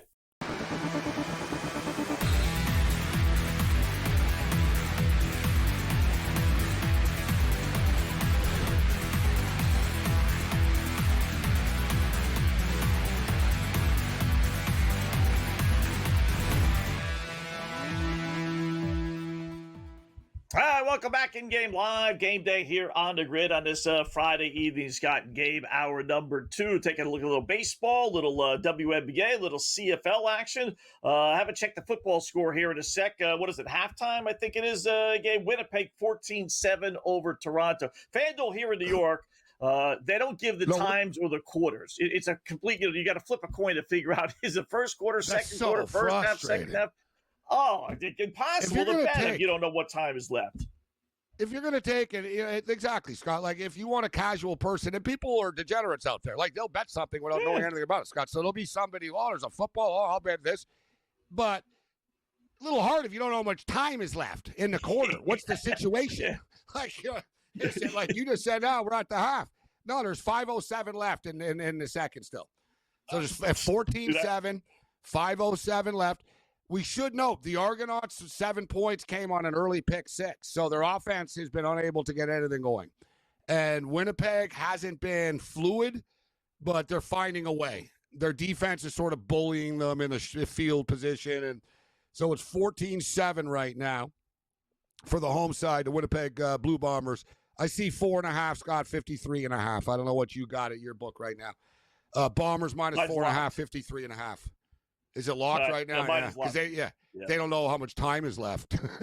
They don't know. I don't know what quarter it is for you to say, or what half it is. They don't even give you the halves. It's just it's nuts. It's screwing them up without being on CBS Sports Network. Some of them on CBS. It's not on tonight, so it's messing with their heads a little bit. But yeah, I know Connor Mack.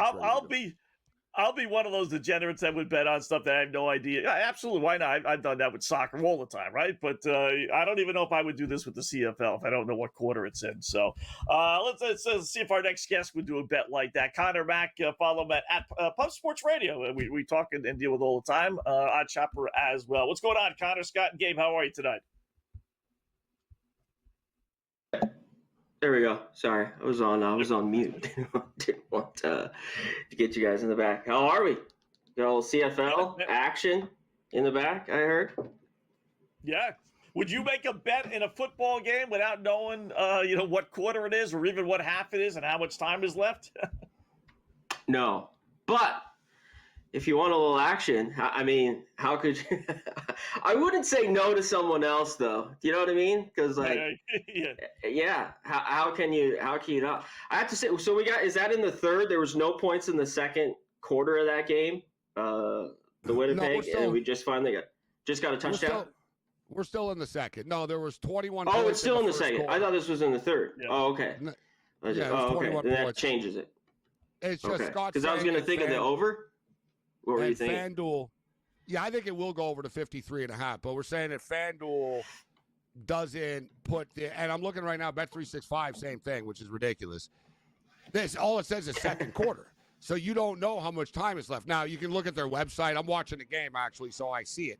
But the other one, Scott, that drives me crazy, and this is only for people who really bet international stuff, and some of these other weird leagues, Scott, is that the home team will be on top and the visiting team's on the bottom.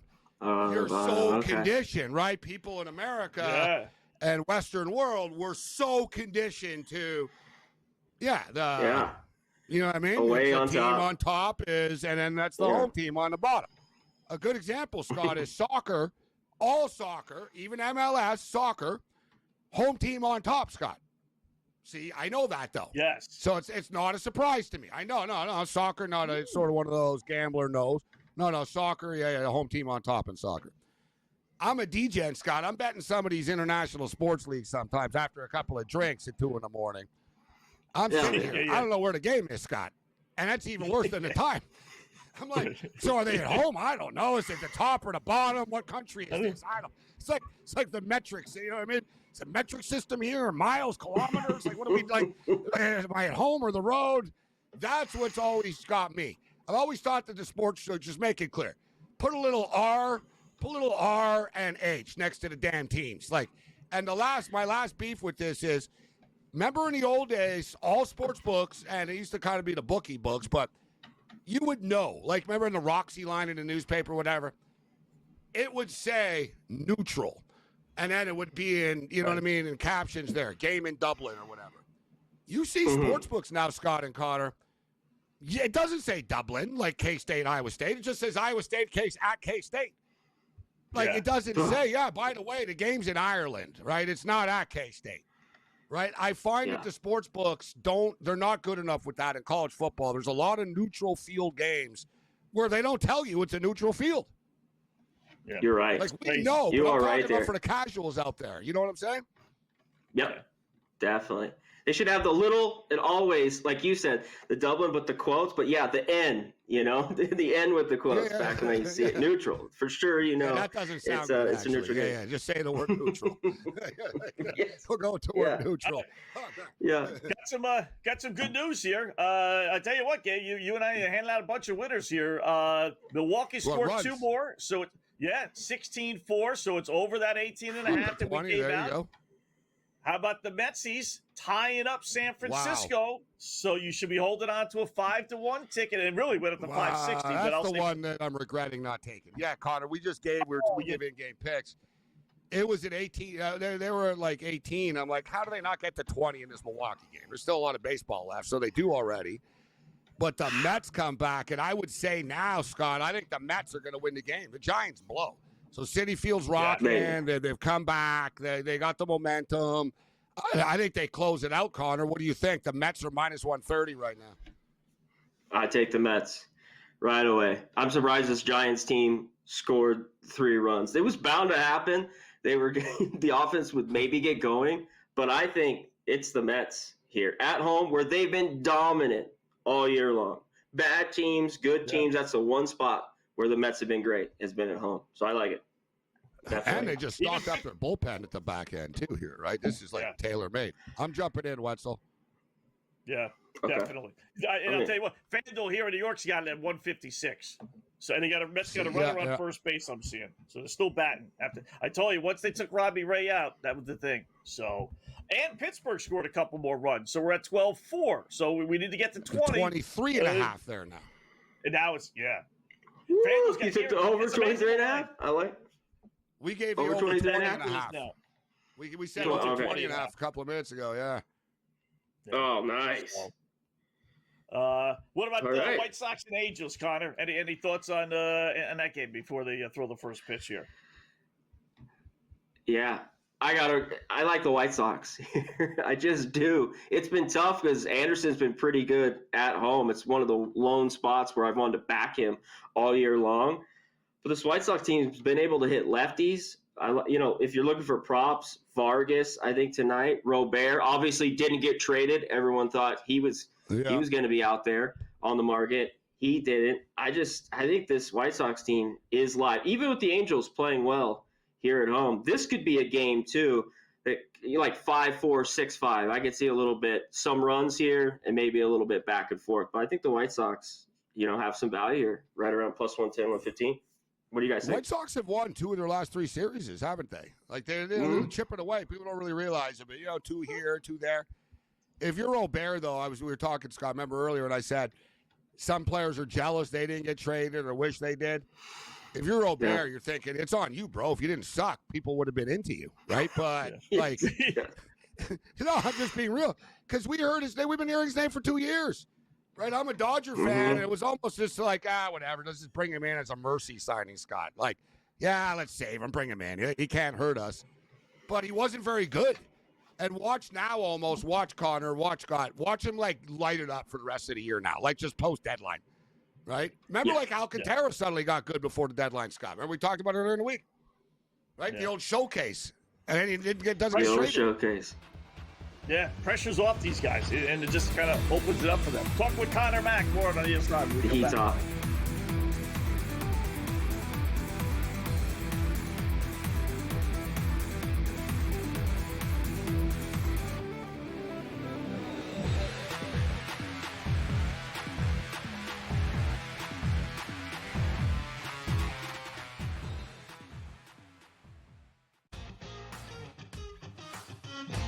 Joaquin Niemann wins for the 5th time on the LIV Golf Tour.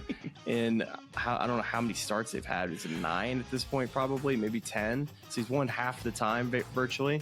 He has, and this is again a stat. Sean Lowry's our guy who sends me LIV stats every week. I love that you get LIV stats every week. It's so good. The Smiley Show, only on SportsGrid. Sadiq Bey coming off the bench. Alvarado missed a lot of time. Jordan Hawkins has had his moments. So, and remember, they picked out even a guy like Kevon Looney off the bench. So, to me, they could be there. You know what? And it's crazy because last year I was so big on them, and now I'm off of them. But I'm going to say it. Fly Pelican. 7-1. Fly Pelican. Fly Pelican fly. 7-1. Worth it. Here's why JY is great, because sometimes I almost, it's tough when I sell JY, because now what will happen is, right? I mean, listen, it's the middle of the summer. You know what I mean? And what's going to happen in 2 months from now, JY's going to go, now listen, me and K-Dub love these Pelicans. I'm like, when did I say that? I don't remember that one. JY. Betting above the rim, only on SportsGrid. So I drafted Aaron Jones in my Dynasty League, but he's like my 4th running back, to let you know that people don't really believe in him. And by the way, when you play in a Dynasty League, I always play to win this year. I don't worry about next year. I want to win now. Flags fly forever. I'll worry about next year. So, but I got Aaron Jones last year, 1138. So he's going to drop that down by almost 50% not to get this total here. Yeah, I think he gets. I'll take the over. Fantasy Sports Today, only on SportsGrid.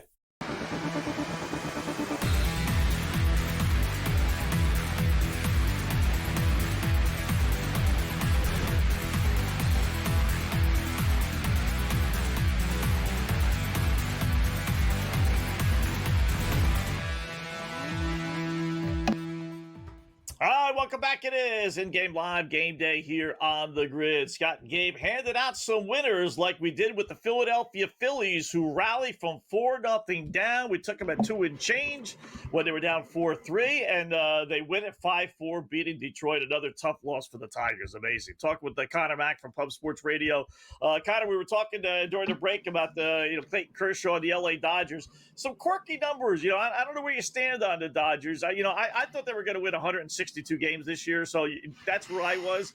But I will tell you this: if you throw out games against the worst teams in baseball, Washington, Colorado, Pittsburgh, White Sox, A's, and I did this a little while ago, and I included Miami in there. If you eliminate those games, the Dodgers are actually a 500 team against everybody else. They actually have a losing record, 4 games under 500 against winning teams. So they're not the dominant team, but ultimately, it looks like they're going to win tonight. Kershaw pitches great, 6 innings, shutout baseball. Where do they stand on the Dodgers these days? Well, I think he's got Kershaw. I think it just could be huge with just all the injuries. And what the biggest key for me has been this bullpen. And I think they get better only for enough, because going for 20, 30 years, one thing the Dodger bullpen, even in the bad years, was very, very good. This is kind of one of the worst Dodger pens I've seen in a very long time. And injuries had a lot to do with that. And then, we go to the starting pitching where it's just been Band-Aid. Gosselin, all him. May now gets traded. Kershaw's had to step up. We're going to need him more. And then the injuries to Glasnow and Snell, and they're both back. Glasnow, and looks like Snell's going to be back, I think, next week, in a couple days, that I just heard his first start. That's what's huge, and that's what comes down in the playoff time October, is just it. They paid them all this money. Like, that's just it. Because these guys, I don't know, consistently, they can go out for a full year and do anything, right, guys? Like, anymore, it seems like. Yeah. Like, they never really did. Both guys. Snell has 2 Cy Youngs by kind of starting, maybe 25 games in those. But as long as they're there for October starting, I think they're fine. Yeah, go ahead. The problem, Connor, is that none of those guys pitch more than 5 innings. That's why the Dustin May trade, I'm scratching my head over that. Like, Kershaw's not going to go more than 5 in a playoff. Snell never goes more than 5. He throws 100 pitches in 3 innings. Glasnow a 7-8 inning guy. So it's like, and Ohtani, if he's ready, I mean, at this point, he can't even go 4, let alone 6 or 7. So you had all these guys that can only go 5 innings, and the Dodger bullpen is not great. That's what scares me about LA. In the playoffs, Scott, though, their bullpen tightens up. We saw it last year. Their bullpen was the reason they won last year. Like, people think about the home runs, but remember, Connor, it was their bullpen. They literally gave up 2 runs in 26 innings or 38 innings at one point. Like, it's situational, Scott. You saw how'd they win the World Series. Walker freaking Buehler was on the hill, Scott. As the reliever. Yeah. Like, you know what I'm saying? As a reliever. You're going to see that, yeah. And think about the drama. Like, wouldn't shock me at all. Ohtani pitching in the 9th inning of a playoff game is going to happen, guys. They're just going to be like, all right, who's our best arms? What do we got? Roberts is a modern guy, Scott. Like, we were talking about some of these old guys that don't like the old, you know what I mean? Dave likes the modern. Yeah, let's go inning by inning. The Dodgers are big analytics, and they almost take it as a challenge. But I would venture this about all the Dodger injuries and it's been a hell of a year. And they're still, people overreact because they're not going to go over their season win total, so people get mad. But they're still one of the best teams in baseball, right? And so it's not like the sky is falling on them. For sure. But I'll venture this, Scott and Connor. I would rather Glasnow, who is going to get hurt, I'd rather him, Scott, get hurt in May and June and July and go, you know what? My arm's good to go, guys. And I only got to go 2 months. Totally now. agree. I'm good. Right? Sasaki. We'll see what happens if the kid comes back. I wouldn't really, you know what I mean? But, Snell, Scott, his arm hasn't been used much this year. No. Dodgers aren't paying to win our run line bet, guys, in June. We're not paying Blake Snell for that. We're paying Blake Snell to win a freaking game in November and a championship series, etc. So I would venture, Scott, with the Dodgers moving forward, it's almost better that they got all these injuries out of the way. What do you think, Connor? I totally agree. After seeing the 110 win years of 2-3, and then bounce by San Diego. Yeah, and just those last year was part of it. The patchwork you talked about, Bueller and the pen, that just really stepped up, and so I don't mind it. I think it's better, a little adversity, because nobody, and with Dodger fans, like, nobody gives a shit about right now. Sorry for that. Nobody kind of cares what's going on now. It's all about October and November. Did you think of what I mean? May? Because if there's one thing the Dodgers could use, we talked about it, is sort of the depth. So sort of all right, let's plug him in. But, I talked about this with Rob Vino as a Dodger fan. Scott, the Dodgers are one of the few organizations that, as a fan, how do you criticize them? Like, you have to give them the benefit of the doubt with everything they've done, almost, pretty much. You know what I mean? Yeah, they don't win the World Series every year, but the decisions they make is right. And I'm almost betting right now, watch, Dustin May is going to get hurt in like 10 days or something. Like, I got to believe, Connor, that the Dodgers knew something about Dustin May, that he's been with them forever, through thick and thin. He's been injured as much as he has been, Scott. They've always stuck with the guy. He doesn't suck. He hasn't been great, but he's good. I don't say not a great year, but he's good. And the Dodgers say, Connor, you know what? You got to go, Dustin. And we're going for another World Series, and thanks for your service, but you got to go. It tells me that the Dodgers know something. That, this guy's arm's about to fall off, or he's about to get worse. They must know something. I trust them that they do. I think so, too. The guy, he got injured on a salad. So, but his arm, just this day and age, how much he throws, they're done. It seems like they have Tommy John every 3 or 4 years now. It's just like, and guys come back from multiple. Boston Red Sox, though. I thank your Red Sox, Scott, for taking all our damaged pitchers off our hands with Bueller and May. Thanks for giving us bets. And thanks for giving us bets.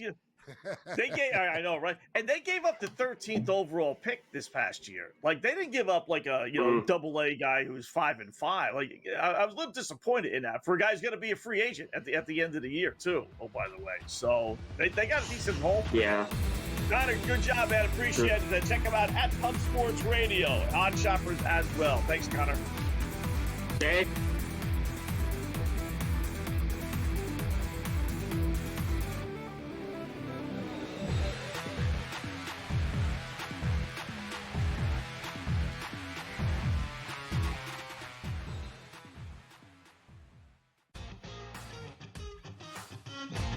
Joaquin Niemann wins for the 5th time on the LIV Golf Tour. And I don't know how many starts they've had. Is it 9 at this point? Probably, maybe 10. So he's won half the time virtually. He has, and this is again a stat. Sean Lowry's our guy who sends me LIV stats every week. I love that you get LIV stats every week from. It's so good. The Smiley Show, only on SportsGrid. Sadiq Bey come off the bench. Alvarado missed a lot of time. Jordan Hawkins has had his moments. So and remember, they picked out even a guy like Kevon Looney off the bench. So to me, they could be there. You know what? And it's crazy because last year I was so big on them, and now I'm off of them. But I'm going to say it. Fly Pelican. 7-1. Fly Pelican. Fly Pelican fly. 7-1. What's the... Here's why JY is great, because sometimes I almost, it's tough when I sell JY, because now what will happen is, right? I mean, listen, it's the middle of the summer. You know what I mean? And what's going to happen in 2 months from now, JY's going to go, now listen, me and K-Dub love these Pelicans. I'm like, when did I say that? I don't remember that one. JY. Betting above the rim, only on SportsGrid. As I drafted Aaron Jones in my dynasty league, but he's like my 4th running back, to let you know that people don't really believe in him. And by the way, when you play in a dynasty league, I always play to win this year. I don't worry about next year. I want to win now. Flags fly forever. I'll worry about next year. So, but I got Aaron Jones last year, 1138. So he's going to drop that down by almost 50%, not to get this total here. Yeah, I think he gets. I'll take the over. Fantasy Sports Today, only on SportsGrid.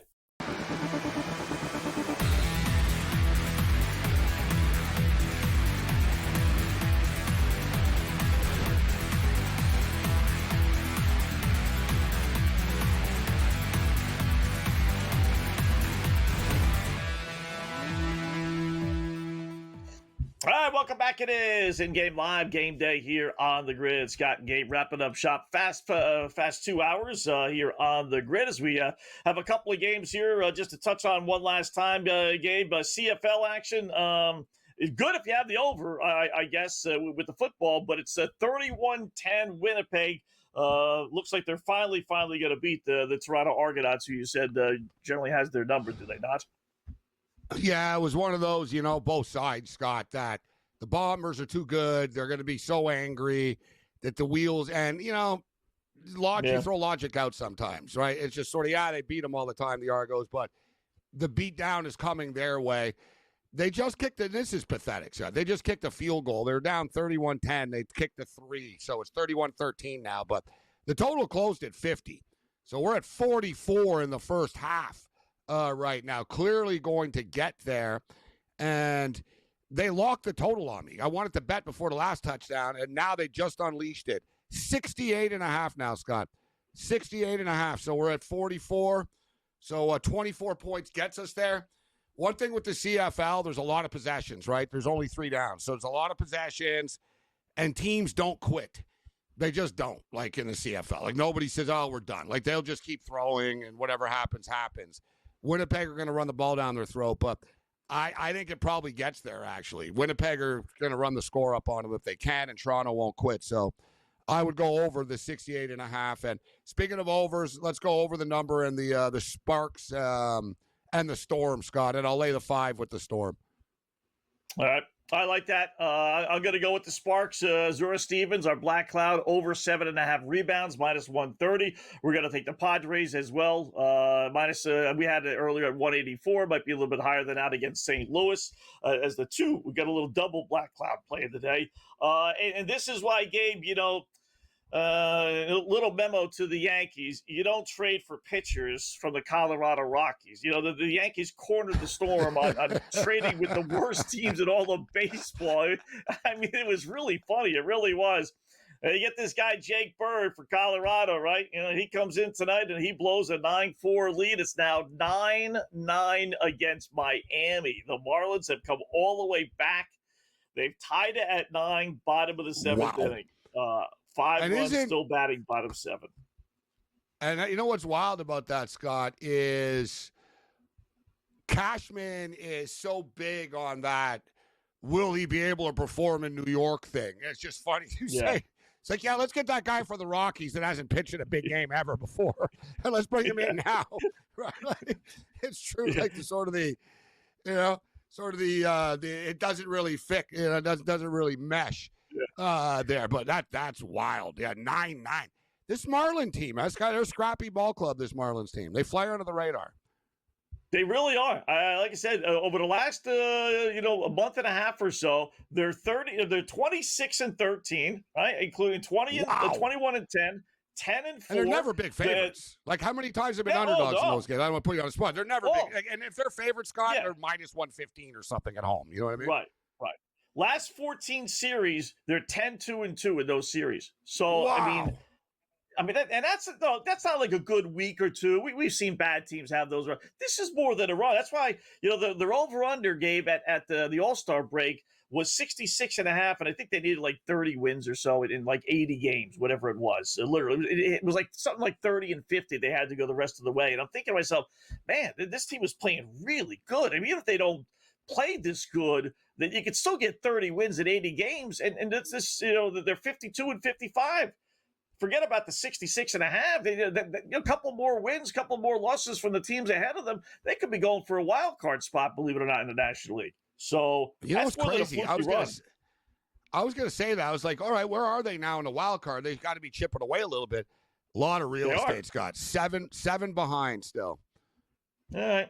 I would say the cutoff, really, if we're being real. So the Cubs are the wild card now, up 4.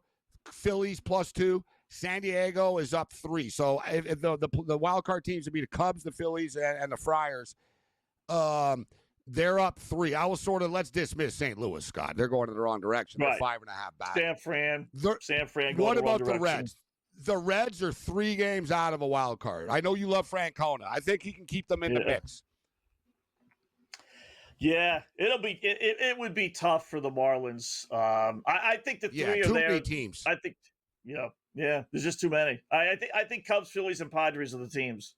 I think the National League is basically set.